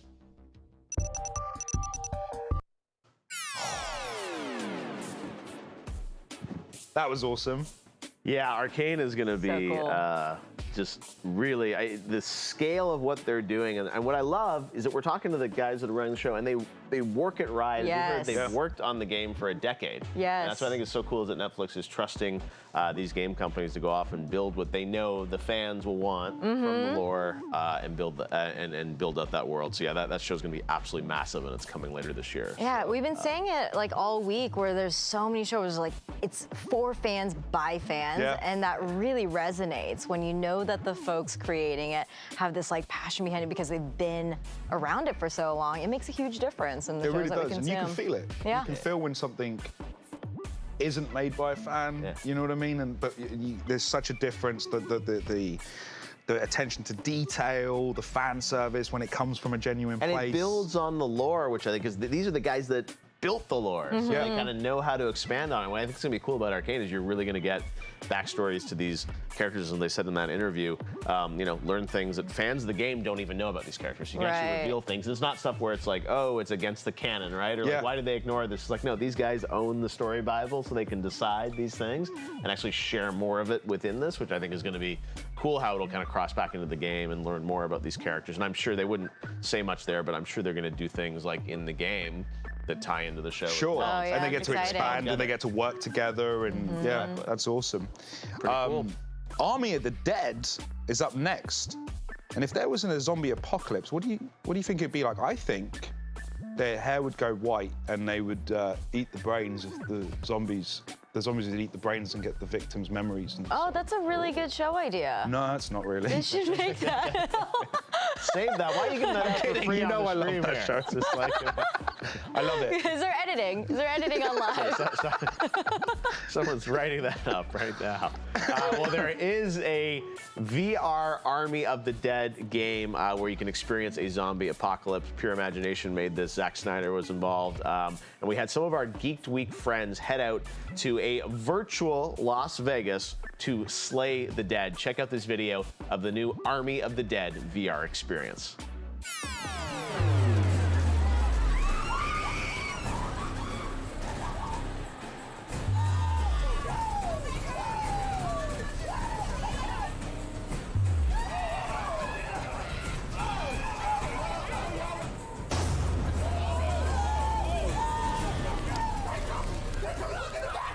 If I get confident in there and I don't get terrified, I dog all y'all. That's just me in the sense of video game knowledge. That's just. I mean,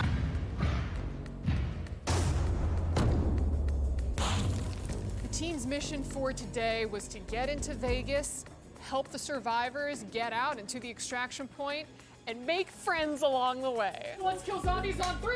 1, 2, 3, kill zombies! Yeah.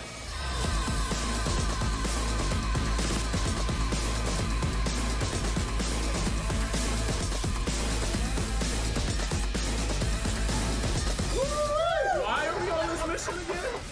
It seems like. We're volunteers too. Oh my God, you would never catch me volunteering for nothing like that. I really loved just experiencing it with a group. I think it's way more exciting than being on VR on your own. It makes you feel like you are there. I felt like I was going up a hill, down a hill. I was upset, but in a good way. Oh, y'all got a bus too, huh? No?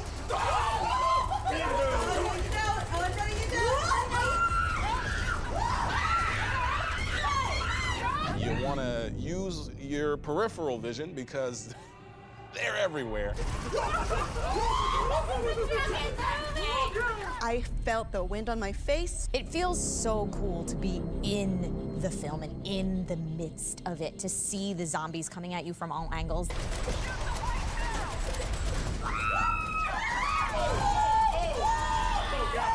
When you watch movies like that, it makes you wonder what would you do in that situation. Now you don't have to wonder. You get to take part. Some behind us. My memory, like I'm just going based off of my memory, I didn't scream one time. Stoic hero amongst the group. Yo, this man hit me, sat on my knee. Well, the Snyderverse is not for the weak. It is terrifying in a good way. And as soon as I finished, I said, when can I do it again? I know as long as I have a tricked out food truck with tons of guns, I'm ready for anything.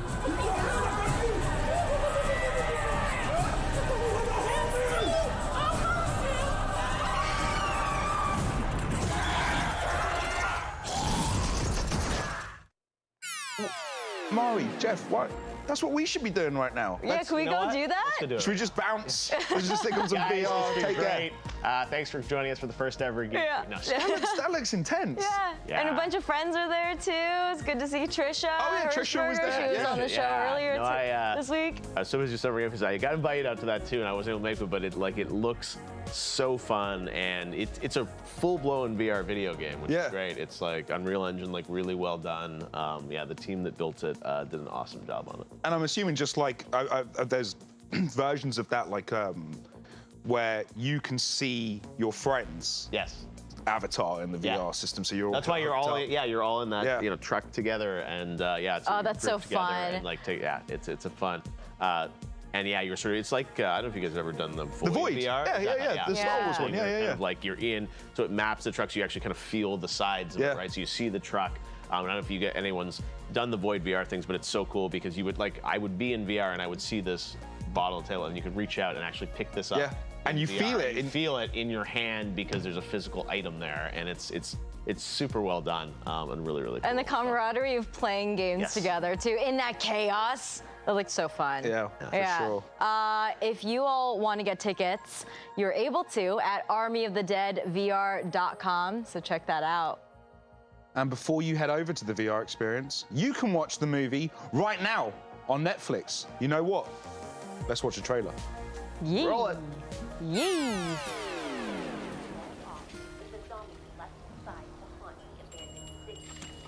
Mr. Ward, how would you like to make $50 million? On a warm summer's evening, on a train bound for nowhere, met up with a gambler. We were both too tired to sleep, so we took turns of staring out the window at the darkness. The boredom overtook us, and he began to speak. He said, son, I've made a life. But yeah, Tom Cruise keeps getting up in the rain and just think about it. I love it. Always remember all those people we see. And there's Dave. I just call him this Dave. The taco truck comes back, and that's why the VR experience is that way. But you got to watch the movie to know why. To know the relevance of the taco truck. Yeah, Dave. Is it taco or taco? It's not taco, that's for sure. It's not taco. It's a good question. Taco. Taco. Taco. Orange, Dolphin. as Mari says. Our window to get Low blow. That's a low blow. I can't say dolphin That's why in I'm American between you accent. guys. Keep you separated. Did you ever, with Dave, did you ever do anything with Gears when you guys were? Yeah. So Dave did the Marcus Phoenix re-records. Yeah. And then they did this huge video of smoke and they revealed him. And I was at home and I just got a delivery of toys. Okay. And I made a cardboard box version of and copied his intro. Because we never got one. You never got They never gave us that. Where's your smoke and your I lights? didn't get that. Take my sunglasses off. So I did a mock one and Rod loved it and Dave retweeted it. But yeah, it was awesome. Yeah, it's cool I did that because you can play through the whole game. Just as Dave. And then it's like, well, people campaign hard for Dave to play Marcus Phoenix in the. I love calling him Dave like he's some British bricklayer dude. All right, Dave Bautista. My mate Dave.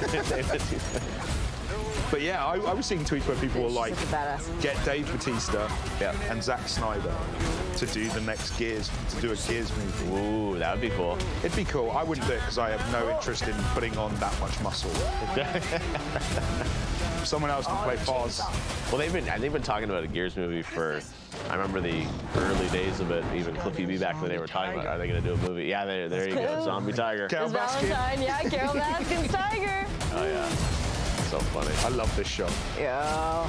That feels like a video game. Mm-hmm. Oh no, I mean, and Zach has said, I saw an interview with him recently where you guys might have talked about it this week too, but it's like he really does want to do a video game, and he's always had like this passion for doing it, and it's just never happened. Years ago, he's maybe going to do something with EA, and then he's like, I think there will be a Zack Snyder video game. Oh, absolutely. Yeah. Give him like Devil May Cry. Yes. Oh. Do you know what I mean? Yeah. Also, we ran a poll, and 77% of you say it's taco, not taco.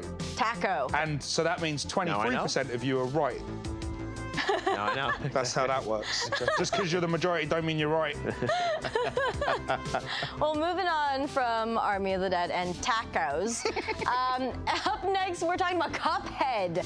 Today we found out that Wayne Brady is voicing King Dice. Yes. So good. The internet is going nuts for that. Trending everywhere with Wayne Brady and King Dice. It's amazing costume. As it should be. Cuphead has a unique animation style, a funky jazz soundtrack, and a super, super talented cast. The show's producers, Dave Wasson and Cosmo Segerson, stopped by Geek to give Jeff the inside scoop. So let's check it out. Scoops. I was going to say, this show, though, I mean, we've been talking about it.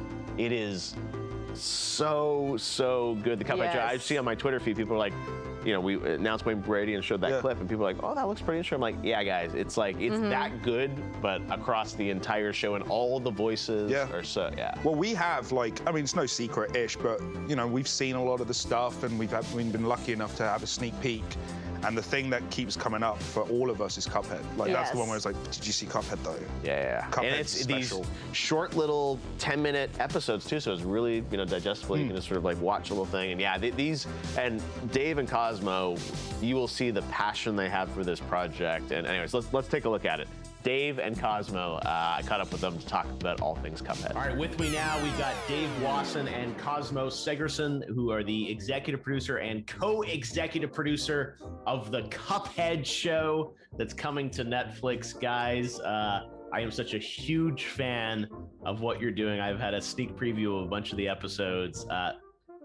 First of all, thank you for what you're doing. This is an amazing game. This series, what I love about it, just builds on the lore of Cuphead in such fun ways. I mean, now the characters have voices, and there's so much to get into. But first of all, let me ask you guys about how did you get attached to Cuphead? Were you fans of the game? Did you work with Studio MDHR? Like, how did this all come about? Yeah, I mean, we're both like huge fans of the game. We didn't know Chad and Jared before that. The Moldenhauers are the ones that created the game. But you know, Cuphead was such a cool, unique thing that a lot of people in the animation community already kind of knew about it. Like, we'd heard buzz. It was just so beautifully animated. I'm not a gamer, but like the animation was just incredible. It was just this like amazing love letter to the 1930s rubber hose animation. So when I heard that Netflix was interested in making a show, then I was like, oh my God, how do I get involved in this? I think we're both extremely flattered that they approached us, both of us being fans of animation from the 1930s, as well as the Cuphead show, which is obviously a big fan of the 1930s animation as well. When you saw the game and said, you know, the animation style was great, how did you figure out what the show was around it, or how you wanted to kind of build that? Because as you said, you know, visually it looks great, but you have to have a story and build more than kind of what's in the game. So how did you go about that, of thinking about kind of the framework of this show? Well, we knew that Cuphead and Mugman were brothers. Yes. And that's, and we know they like to shoot things, and that's kind of all you really know from the game, essentially. Right. But there was a sequence at the beginning of the game that was kind of like a storybook that showed them living with their elder kettle. Yes. Without a lot of details. The brothers Moldenhauer sort of left us these breadcrumbs. We knew, like, Cuphead was sort of the crazy risk taker, and Mugman was the more sensible, cautious one. And that dynamic between the brothers really comes from one image we saw where Mugman just looks a little bit worried as Cuphead is gambling. And that sparked, like, what is that relationship? And Dave and I both have siblings, and we understand what that means and those dynamics.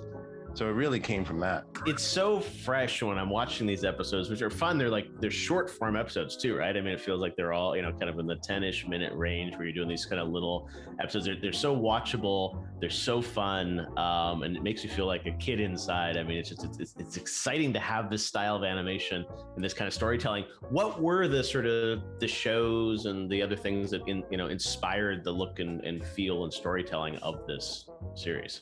The Fleischer stuff, like the early black and white Fleischer stuff and the early Disney stuff that they didn't really show on TV when I was a kid. And that stuff is inspiring in a whole different way, because that's like when they were actually inventing animation. So they were trying a lot of weird stuff and just trying to figure out like what would work. And a lot of those cartoons just feel like fever dreams. They're not really even narratives. They're just like weird, surreal happenings. I know part of the reason the game took so long is everything was done by hand. What was the process of animating this? Was it all done by hand, or was there some computer work? Like, I'm curious about how you constructed this. Okay, so yeah, with this process, there is an awful lot that's hand drawn. We do use computers. We draw on a computer, but it's like we have a giant computer screen that we draw on. It's called the Cintiq. And so even though it's where computers are involved, we're doing a lot of drawing by hand. We're storyboarding it by hand. We're doing character designs by hand. Even though like the background paintings are drawn by hand on the computer screen. And we're also using a process called Harmony Animation Toon Boom, where they take our drawings and they build sort of like three-dimensional rigs out of them.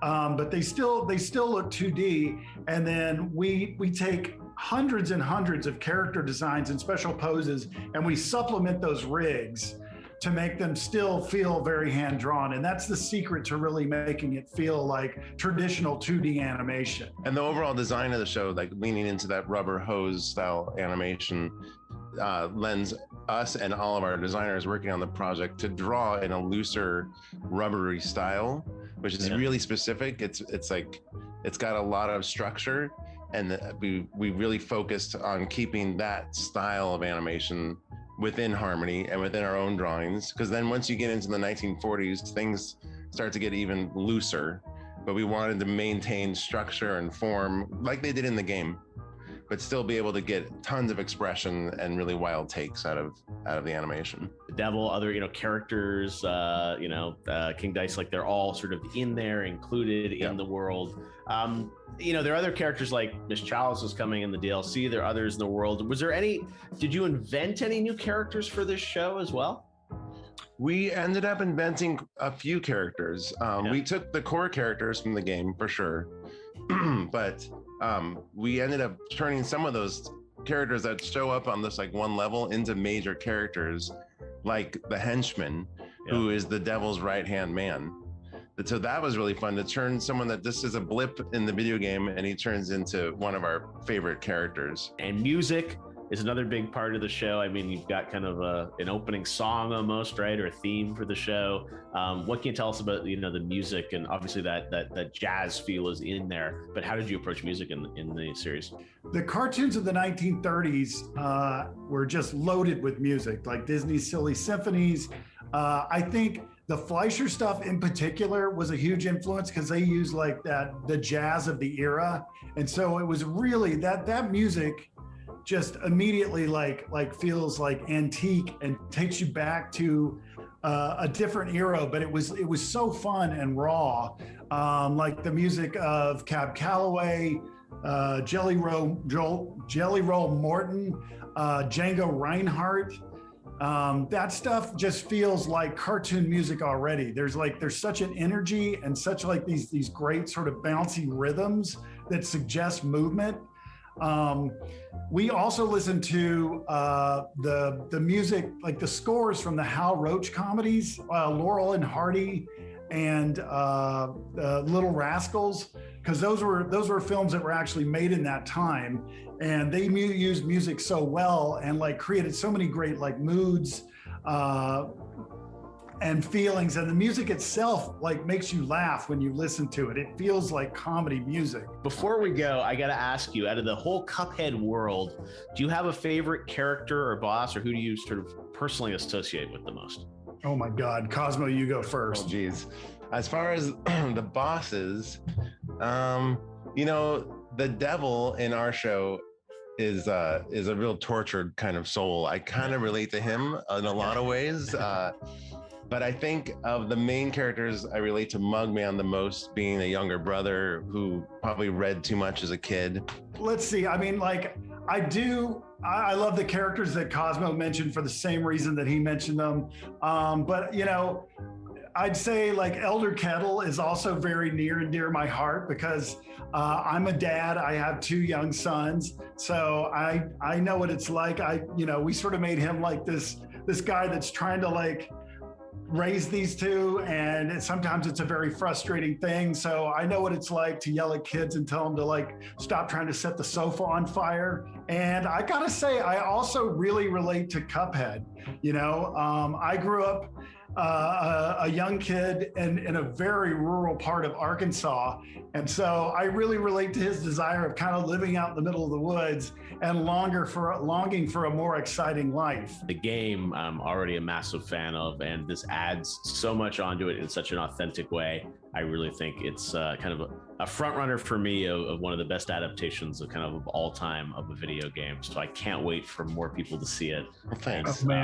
Very excited to see what's next. We're really just the tip of the iceberg of this incredible crew we're working with. Like everyone on this project is working so hard and bringing such amazing work to the table. We have such a deep bench of talent on this show. It's been a real honor to work with all of these artists. I know, I'm sure it hasn't been easy in the middle of COVID producing this and animating it and bringing it to life, but this is the year for the Cuphead show, right?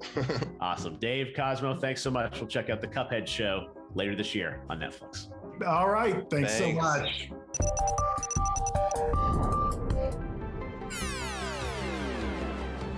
You're right. They're so passionate and they're so appreciative of their crew too. I love that interview. Yeah, they like.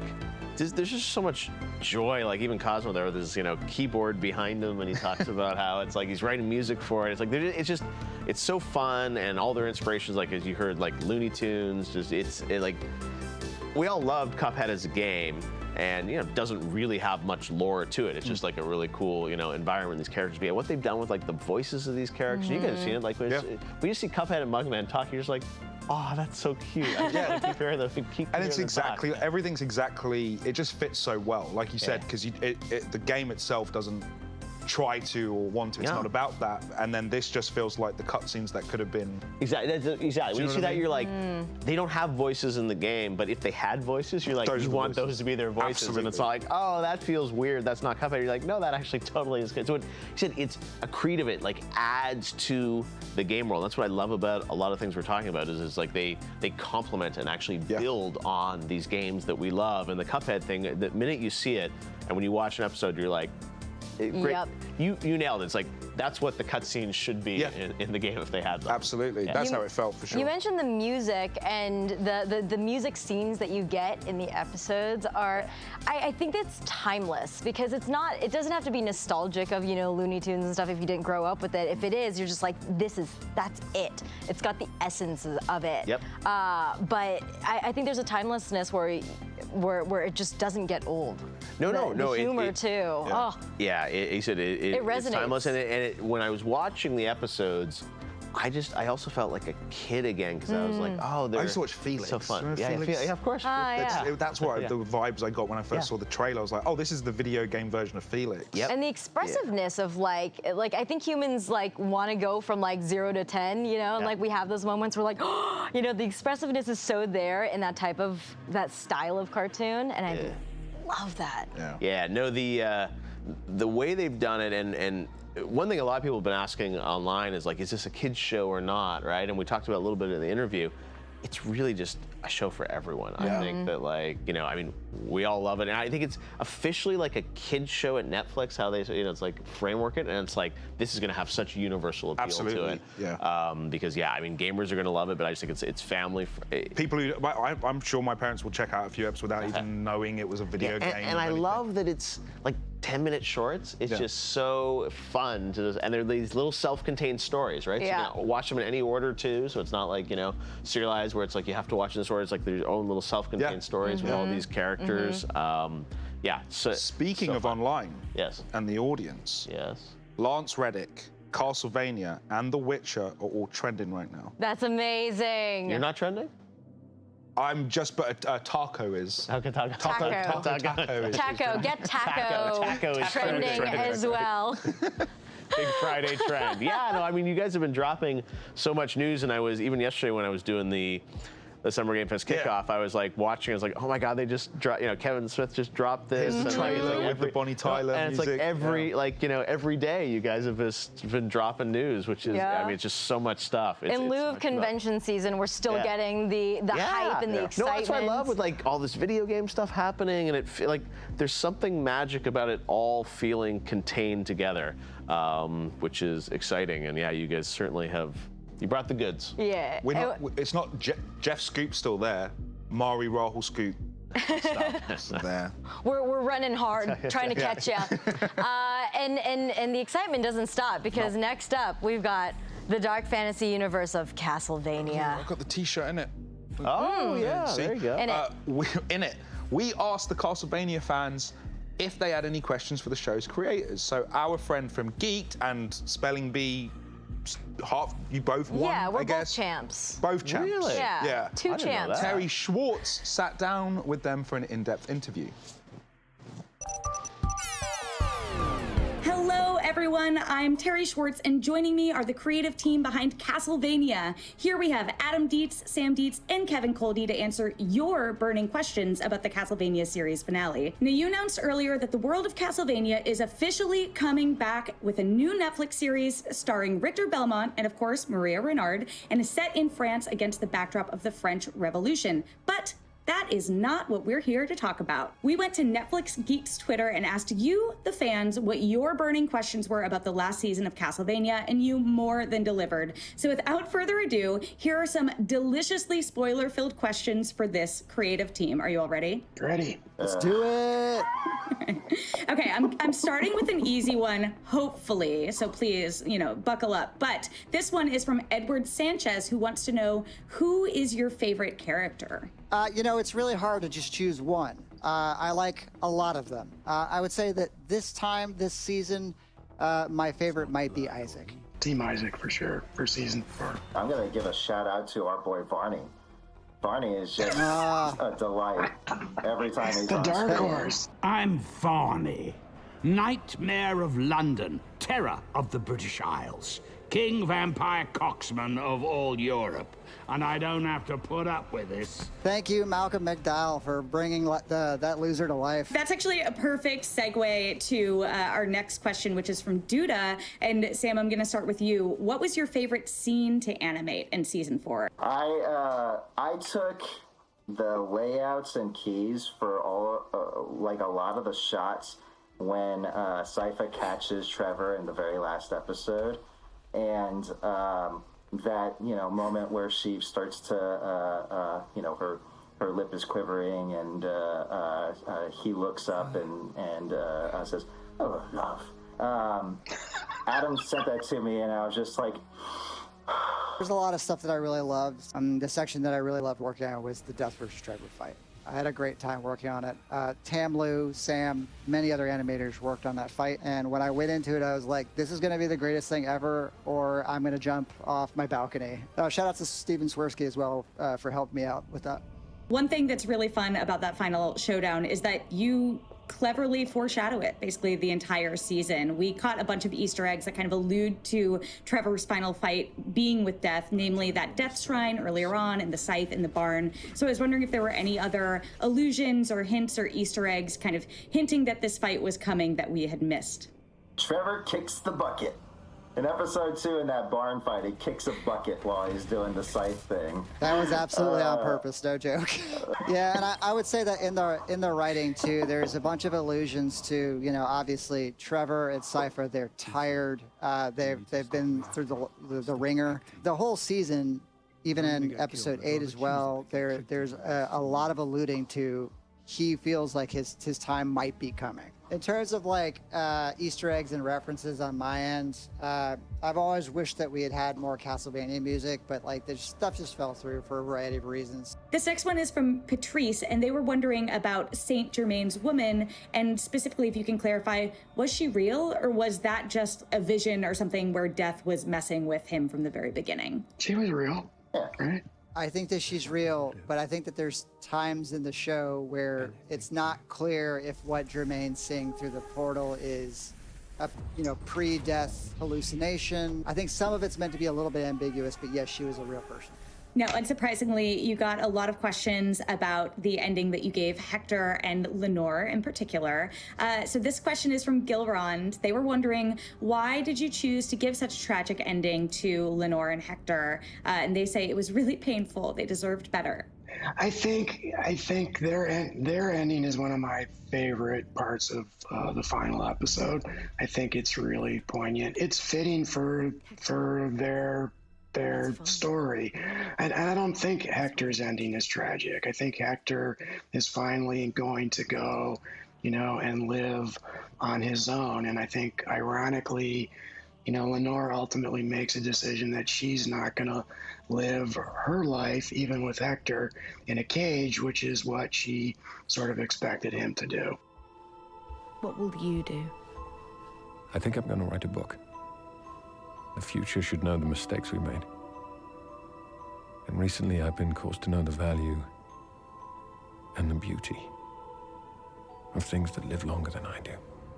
So I do have one more Twitter question. They are wondering if you can explain the specifics of how Dracula and his wife did find their way back to their bodies. Their bodies are gone at this point, so their souls, when they were released from the Rebus manifested physical forms. There is a moment where the Rebus explodes and you literally see them exit the body. It's just for a few frames. We kept it as subtle as possible. This is magic.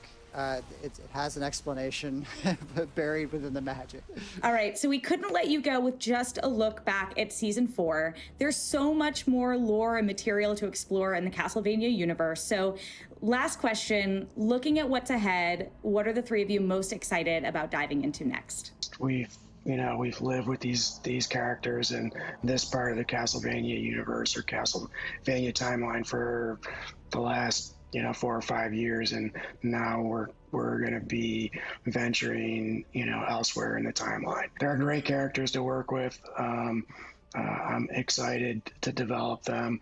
I'm excited for people to get to see what we do with them. Yeah, I mean, it's ditto for me. Like, it's very, very scary. I'm excited, and it is scary because we kind of did a story that has an ending and went somewhere and was sort of final in its own right. But we're going to keep marching forward. And that's always scary because, we did it. We did it. Now we're going to do it again. Oh, no. Well, my perspective on just a production standpoint, I'm excited to take all of the many lessons that we have learned over the past 4 or 5 years and apply them to something new. And hopefully it won't be quite so damn hard this time around. We want to say thank you to everyone for all your amazing questions. That is all the time we have for now. So Kevin, Adam, and Sam, do you have any last message that you want to say to the fans? We want to thank you all from the bottom of our hearts for continuing to watch and support the show. It's been a labor of love for all of us, and it means the world to have it be so well received. We hope you're enjoying the new season, and we're excited for everything that there is ahead. I just wanted to say that it's an honor to be able to do something like this. I've always wanted to do a story that is as powerful as this, and it actually goes somewhere. It actually ends. It actually has some level of closure, and it means a lot to me. Have fun, and since we do have a lot more Castlevania news coming, make sure to follow Netflix Geeked for more.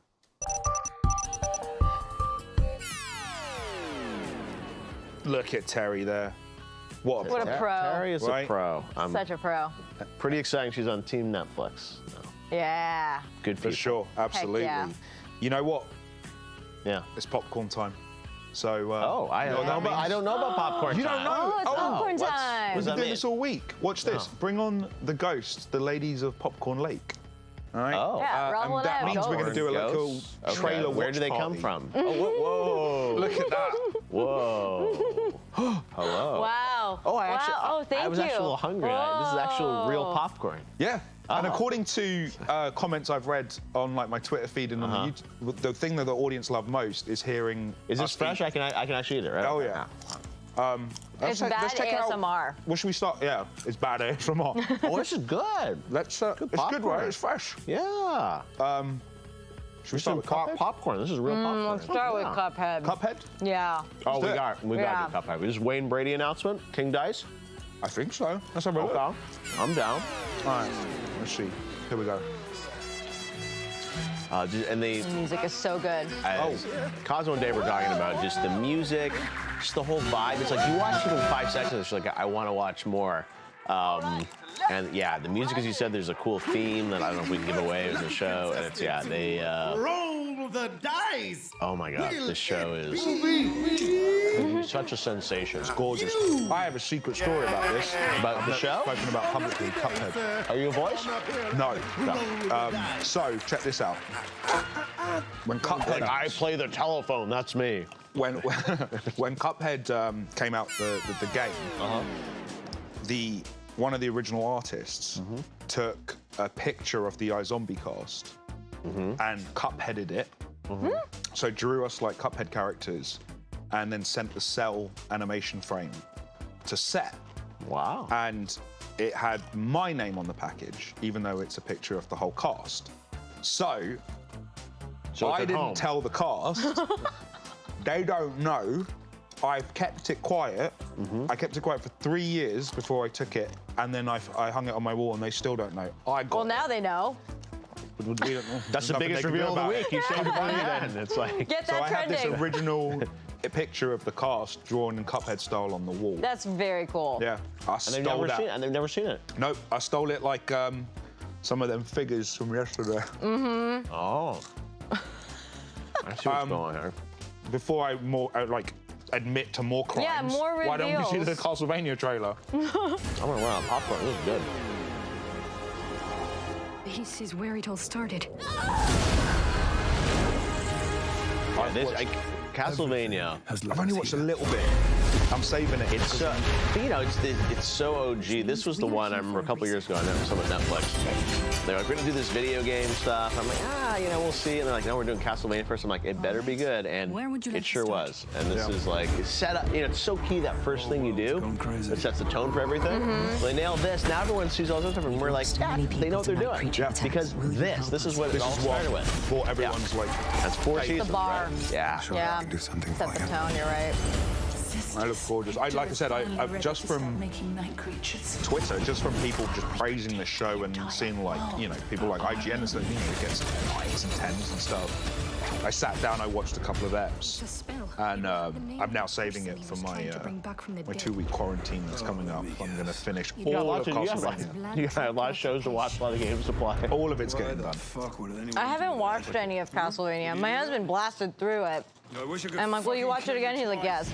But if you know nothing about the lore, if you've never played the game, do you understand it from the get-go? Are you kind of like, okay, this is the world? It's, Dracula story, right? It's so, It's one of those ones that I think, overall, you will just enjoy it. Because, Castlevania, the lore isn't based on stories kind of, right? And it's like their version of it. But it's so beautiful. And it's just, it will hold up even if you haven't played the game. There hasn't been a good Castlevania game in a while. I think the last one was the Konami did. I think Kojima was like a producer on it. Oh, really? It was it was out of Mercury Steam, I think, might have been the last Castlevania. That was, I don't know, like 5-6 years ago.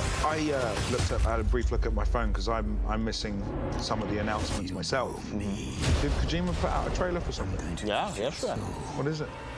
It is Death Stranding Director's Cut. Yeah, PS5. PS5. That's all he will say. I missed that. But the teaser was really fun because it was, you see Sam, but it's a very Metal Gear inspired trailer. You'll see he's sneaking around. There's a cardboard box involved. Oh. You got to watch it. Yeah. Oh, okay. All right, I'm going to do that. That's why people are like, director's cut. It's like, wait, didn't he make what he wanted the first time? It was a Hideo Kojima game. What was his tweet? It was like, I will keep coming. Exactly, yeah. No, that's his thing, yeah. And it's crazy. So, everyone's like, a Hideo Kojima game. And he's like, now I'm doing the director's cut of it. So I don't know, I have a cameo in it. I'm not sure if my cameo makes the director's cut or it's not. Longer. Or you're in a cardboard box. Anything could happen. So I don't know. And typical Kojima, he won't say anything. So I did an interview with him yesterday on my show. And then he said, one more thing I have to show you. And he's like, I'll do the interview, but I don't want to talk at all about it. So we're just going to talk, and then we'll show the thing. And it was, you got to watch it. All his stuff is just so beautiful. Yeah. But that was a big thing yesterday. Big fan. We showed. Big fan. Fun. Now, Arcane. Let's watch Arcane again. Yeah, just the clip. Yeah, hopefully the clip that we showed today of Arcane. Yeah, let's do it.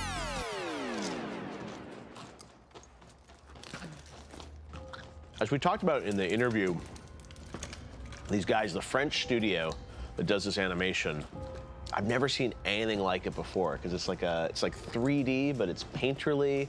It's so visceral and beautiful. It reminds me a lot of some of the, there's this style. And we've seen more people do it, but it was even the Apex trailers now are this sort of has this kind of cool, it's a little bit sort of into the Spider-Verse, but got this, it's just a really beautiful style. But this thing, this show is just truly epic. It's gorgeous. It just makes you want to watch it, right? Even if you don't even know the lore, you're just like, wow, this is interesting. I'm curious about it. Yeah, it's so visually and it's not, we're used to really high-end CG trailers for games that are sort of, they feel like video games. This is imagine playing something like this though. That's the next level. You nailed it. We're getting there. You nailed it with the Spider-Verse thing because that really did you could see that. There's such a stylization to it, right? Which is not. It's not just photoreal 3D or anything. It's just that there's like a fluidity to it that just is so beautiful. And I don't know how, I don't know how they do it, right? Yeah. That's why all this stuff I'm just like blown away, because I know, how you make a video game character and put them on a map and put a light on them, but it's like this stuff, it's just, look at like this hand painted kind of scratches over it and everything. It's so good. You're right, though. At some point, you want to have this thing saying this is gameplay. Right? Yeah. Right? That's why not, right? Yeah, it's just so beautiful. And these guys have done, amazing production value to it across the board. And yeah, it's awesome to show a clip of it, because all that's really been seen before today was that little teaser they put out to announce it. So yeah, this is, an extended clip. And I'm sure I haven't checked my phone, but I bet I bet that's trending as well. Well, I haven't said a word. It's riveting. Just want to watch it and watch it. Pretty good. Fall 2021. Yeah. It'll be here in no time. It's a little birthday present for me and Mari. We're fall babies. That's right. Yeah. This popcorn is so good. I feel like I'm gonna get through. I feel like I'm gonna get through this by the end of the watch party. It's so good. Yeah, that's why we graze on it. It's not like this may have only was gonna happen once, and we're like, can we do this every night? Yeah, I have so much stuff in my teeth, and I don't even care. It's worth it for Geek I'm English, so that doesn't mean anything. We always have stuff in our teeth. I'm used to it. Let's go to The Witcher. Yeah, I want to see that Don't again. blink. I'm not gonna blink. I can't even eat a piece of popcorn. It's so quick. Sure. Yasuke. So someone's got people in chat. You guys have translated this, right? Tell us in chat what it actually. I want chat. Tell us right now. What does it say? Yeah, what have you seen? Did you see Henry Cavill? There's like a screech and a laugh and a scream. There's so much happening in 11 seconds. Yeah. Yeah, we got to figure it out. Let's have a look here. Oh, there was. Well, I guess we're going to get more teasers, right? Like, they're I'm we're sure going to build. And obviously, there's WitcherCon coming up. I would have to imagine there would be something there. Yes. Oh, yes. DaddyCon. That's right. I'm sure. Yes. DaddyCon. Oh, one battle. Yeah. We'll all be there. We'll all be there. July 9th. Good gosh. Well, I cannot believe Geeked Week is coming to an end. Is that? Yes. Oh my God. I can't believe it. We did so much this week, and we had so many drops, like you just said. I mean, what's one of your favorite? I know what your favorite memory is. What's my favorite? I think your dreams were. My dreams were. I think your dreams might have been your favorite moment. My dreams were, absolutely. Zach getting to announce Twilight of the Gods. Yes. And being, like him having me read out our cast, which was just so amazing. Cool. That was. And finding out the title as well. Yeah, finding out the title, which, that was all, that wasn't like pre-planned. That came together late on. And it was like, well, let's do this, let's do that. So it just that, and then all the toys, Master Universe, Gundam. Working with Mari. I want to say, actually, I want to open up a little bit. This ain't, I don't do this, right? Like, I'm not a presenter or a host. I have no experience. And you're pretty damn good. Oh, thank you, Jeff. Yeah. But it's because Mari was just the most amazing person to work with. I learned so much from you, and like you kept me from losing my mind and getting too nervous, or like you're phenomenal, and I really appreciate you. So I appreciate that, bruv. In it. No, you made it so easy, and same with all of our guests as well. All of our guests were amazing all week long. You guys had so much stuff. I was just, wow. When they first told me you guys were gonna do 5 days, I'm like, wow, that's a lot of stuff. And then I was like, every day, they've got so much stuff to share. And like today, it wasn't like, oh, we ran out of stuff, we gotta find something to do Friday. It's like, no, we got like all this gaming stuff. And then yesterday, and even when I was doing Summer Game Fest stuff, I was on Twitter, I'm like, they're taking all the trends. They've got so much stuff. And it's cool. It's really, but yeah, you guys, it was amazing to see what you guys put together. Netflix and even you guys just making it so fun and conversational with all, everyone watching online and everything. It's so cool to see Netflix doing it in this way. And of course, it starts with the content, right? And all the amazing shows that are being made. But, I'm jealous because you're in a show. It's like we're just talking about them. You get to be. You're in Death Stranding. That's not a Netflix show yet. Yet. Not yet. No news. Not no yet. news. Did I just accident? Well, we've got a little compilation of all the fun and excitement we've had over the past week. Yay! I want to see this. Yeah, I need to eat more popcorn. What did you guys cherry pick for us? All right. The best of the best. I don't have. Oh, Yes. Yeah. Got renewed. Jesse, yeah, I love that show. That was Great my show. cereal. Goat bowl. There you go, yeah. That they gave us popcorn candies in afterwards. We realised it was the same prop. Oh my God. So we gifted Zach this awesome artwork. That's of him cool. as a Zach zombie. is a zombie. Yeah, King Vader's Army of the Dead. Oh, this is the short film. Kate, Poisoned Assassin. Kate is going to be really cool. I've seen some of that movie. That's happy to be cool. John Claude. JCVD. You know everything about him, Mari, now? Yes, I know his Wikipedia. Would you like me to say it again? No, you're gonna I'm fall all asleep. napped out, yeah. Viping, Valhalla, yeah. Your the Ice Road. Coming soon. That's like next couple weeks, yeah. Big trucks. Wake up. Special skills. Hey, Lock and key. Look who it is. your dream. I love him. Aloha. Aloha. Still out there, guys. Yeah, Sweet Tooth. Oh, You love Sweet Tooth, I right? love You've been Sweet watching that. I need to watch that. That's out now, right? Yeah. it is. I'm happy to share with you guys the episode Steve titles Blackman for this year. gave us the episode I gotta titles. keep my calm. The mission comes first. Whoa. This was brutal. R.L. Stein read horoscopes. R.L. Stein was on the show? Yeah, he did this. He read my everyone's, God. but horoscopes, right? I didn't know about this. He destroyed every star sign. What are you, Jeff? Wait until I'm a Cancer. see this. Okay, he was mean to Cancer. He was mean to Cancer. Yeah. He was everybody. really harsh to Pisces. Really? Just called them outright I gotta go lazy. watch that. I didn't see that. Oh, Cowboy Bebop. Yeah, that was a big John. Everyone was going crazy on his hair. Just his hair, yeah. I felt like it trended. I saw perfect. Mindy Kaling tweet about it and stuff. No, I saw it on my feed. I'm like, okay. That's something. You never know what's going to trend these days. Sneak peek. Was Gina Rodriguez? Yeah. And we are so geeked about geek. I don't think you can stay. Please. Then I would have to shoot you. Oh my gosh. Jamie King. I'm a little shook here. We are going to be doing a read-through of the pilot episode of the Oh my This gosh, went the down. fans They loved loved it. the whole cast, Yeah, right? that was That's trending. cool. That was a big moment. Milkshake. Gunpowder Milkshake. Gunpowder milkshake. This show yes, looks Tracy. great. Tracy, that's well on my list. That was yesterday. I didn't even know about that. Trace it. Yeah. On the set of Stranger Things 4. It's the first I'm so excited to play his character. I'm so excited to join animation to Hawkins. come from the Philippines for Netflix. Yes. Yeah. Netflix is first. Yeah, it takes place in Manila. So exciting. I gotta do some catching up. There's so much. It's Gundam. My honor to present to you Yeah, this was. revelation. This cast is star-studded. I mean, this is like the Cuphead. It just feels so right. Yeah. You see the animation, you're like, yeah, I'm into that. I didn't know they did that. That intense zoom on you. Did that? There's like 4 layers of zoom. That was Godzilla. We got the scream. War for Oh, it was right there. Oh, this.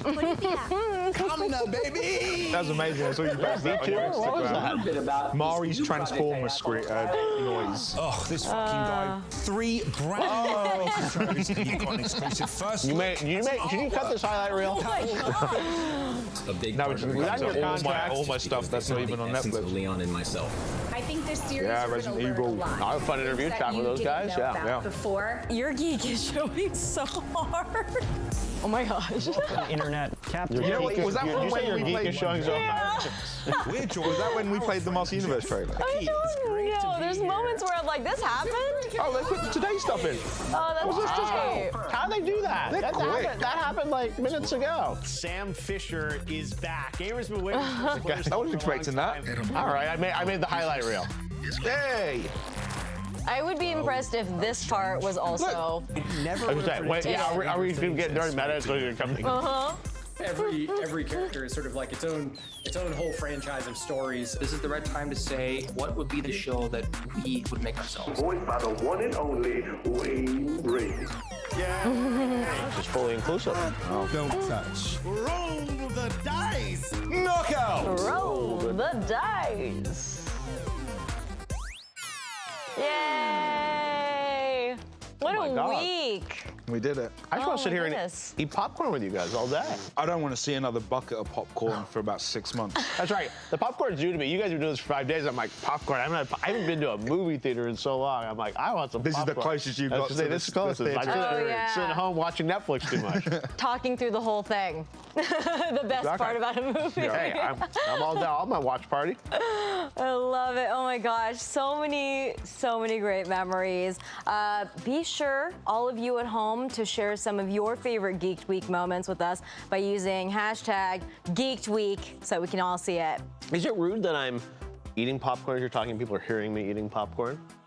Should I stop for these reads? I feel like I've read YouTube comments. Yeah. They love it, Jeff. Carry on. Okay, because I didn't want to be rude. It's like he's eating popcorn and she's reading the big emotional wrap up. Mary munching away. I'd never steer you wrong, Jeff. Eat louder. Right, this close. Right up against the mic. Yeah, you got it. And Geeked Week may be over, but there will always be so much more to be geeked about. To keep up with all things geeked, give @Netflix Geeked a follow.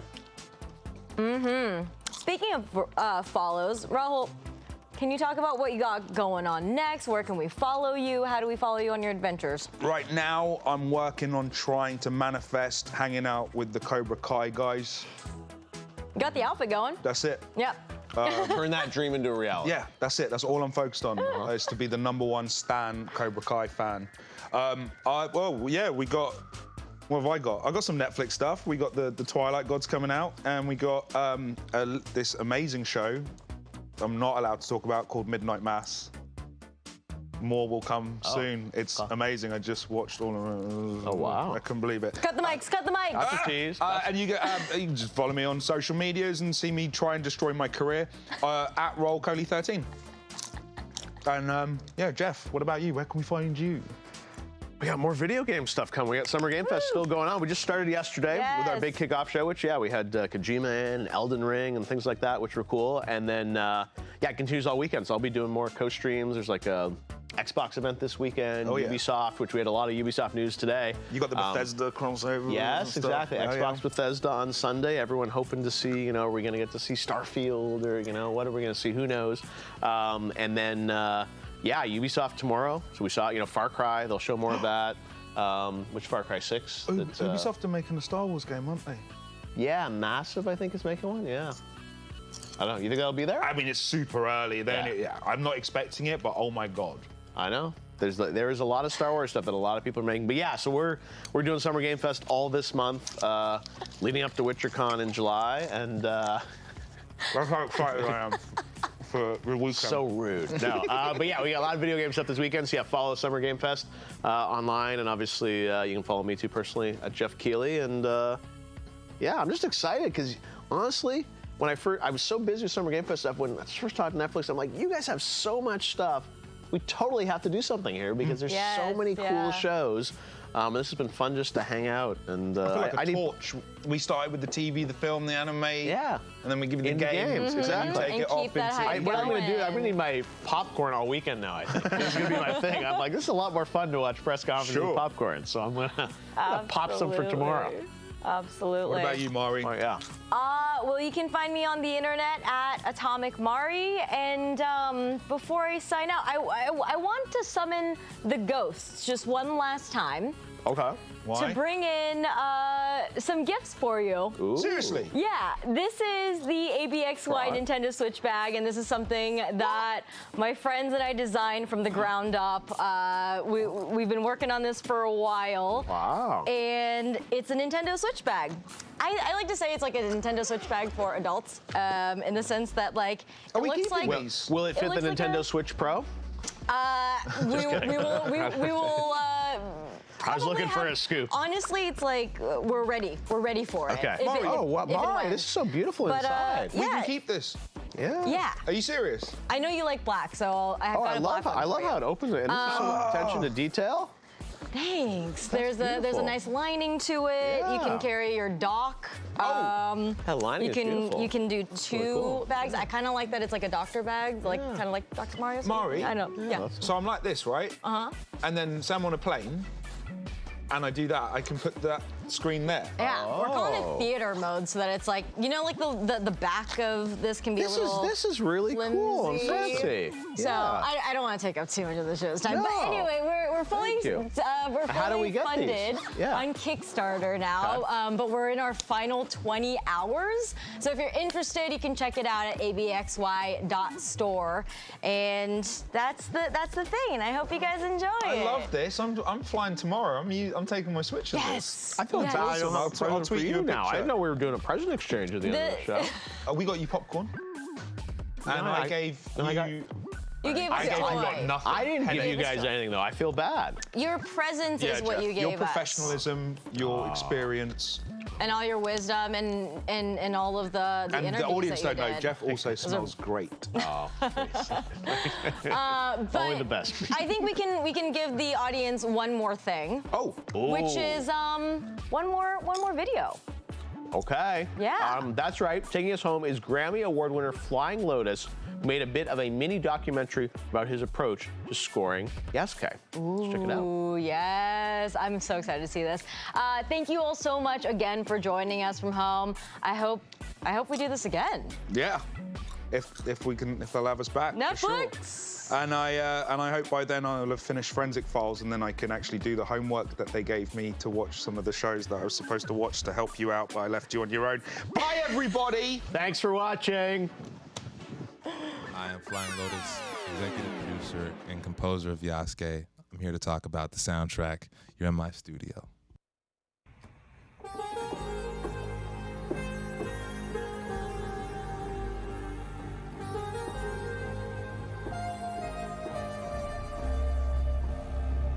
When I was first invited to this, it was really early on in the process. LaShawn Thomas, the director, was kind of, still coming up with some ideas and trying to figure out the direction which he wanted to take the show.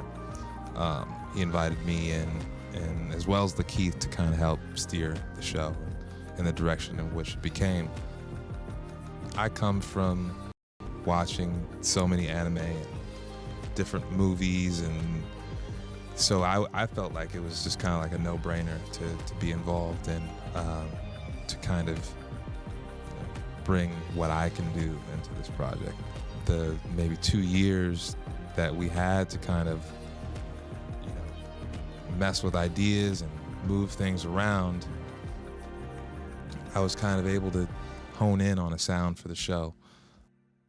I knew when I got involved in this stuff that there was going to be people who were going to be on this whole oh, Flying Lotus, he's probably going to do some Samurai Champloo thing, or he's going to do some Afro Samurai kind of thing, or whatever their kind of 2 or 3 references were, and make comparisons. And I'm kind of also that person as well. I have that voice in my head that's always kind of comparing things. So I definitely didn't want to do what I already heard before and try to give Yasuke its own identity musically and try to find a new sound for the show and something that we hadn't really heard in anime before. I always loved the idea of Vangelis scoring Blade Runner to picture and what that felt like with the synthesizer, using one kind of bass sound, one foundational synthesizer to kind of lead a project. So that was huge. I think the biggest difference in working with TV and film is just the scheduling and having kind of limitations in how long you can work on something, where as my own stuff, I would probably tinker around with it for years if I could. But working on Yasuke forced me to commit to my ideas, and it really just kind of made me confidently approach every step of everything and just go full force into it, which I wanted to kind of bring back with me after the show. And I'm trying to keep that spirit, but it's very difficult when you have freedom and all the time in the world to build stuff. But yeah, this project really just kind of forced me to just commit to that first instinct move, that first thing that I felt in my spirit, and just run with it. And 9 out of 10 times it worked, which was really cool. I think the first moment of it really kind of clicking was actually when the theme song came together, Black Gold. Once I had that together, everything else kind of fell into place, because I had the theme, I had the sound, the melody, Yasuke's melody, and I always felt like I could always pull from that as a jump-off point if I ever needed any inspiration along the way, because the show is pretty much his perspective. So it made it really easy to do that. But I think one of the more challenging things to come up with was War at the Door, which was actually the first scene in the show. And that, to me, was... I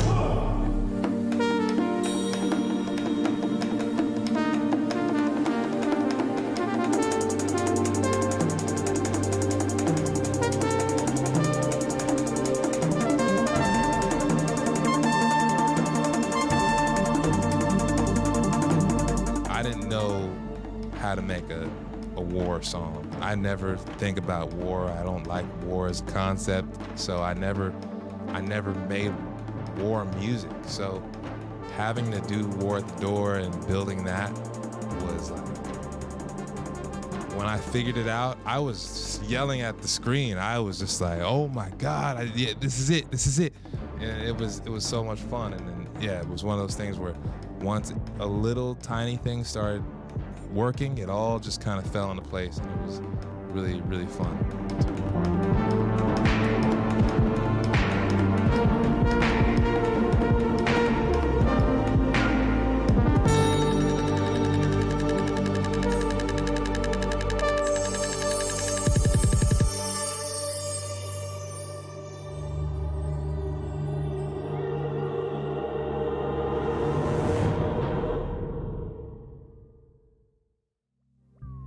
On the show, the main synthesizer that was used was the Yamaha CS60, and that is a beast. The thing weighs like 80 pounds. I got the big brother to that thing, the CS80, and that thing weighs like 200-something pounds. But the CS60 is just magical and haunting. It has the sound to it that when you hear it, it reminds you of something, and maybe that's Blade Runner, or maybe it's the 80s or something, but it has this nostalgic feel to it. It feels like a memory when you hear it, and there's something really beautiful about that, especially because we spend a lot of time in Yasuke's past. I thought it was kind of nice to have this kind of haunting tone that's always kind of permeating in the background. Other synthesizers that were used were the Prophet 5. That was huge. The Prophet 5 and the Prophet 6. I used both of those synthesizers quite a bit on the show, as well as the Prophet X. The Prophet X, I used a lot of the percussion sounds from that to make a lot of the taiko percussion, drum sample loops and things. The Prophet X was a beast, actually. I think that was like maybe second in command on the show. I was using that so much between Yasuke's theme from Black Gold to Taiko Time. A lot of the stuff that I did for the show, I used the Prophet X.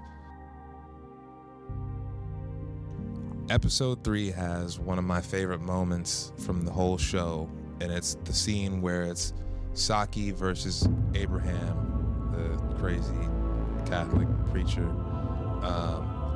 And the music there that I wrote for that, I really love, but I feel like that was just kind of bogged down by all the crazy sound effects. So I'm going to show you that sequence today with just the music so you can hear what that's like. And you'll also get a chance to see what it's like without all the finished animation as well.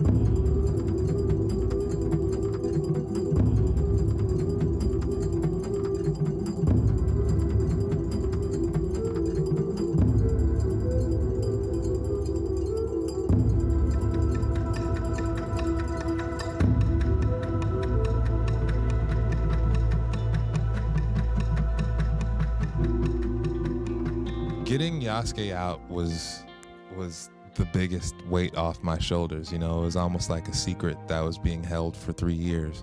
So it was nice to kind of let that out and, you know, let the world have the project. You know, this was kind of a hero that we've been building internally, and now it belongs to the world, and it's such a great feeling for that to be out there.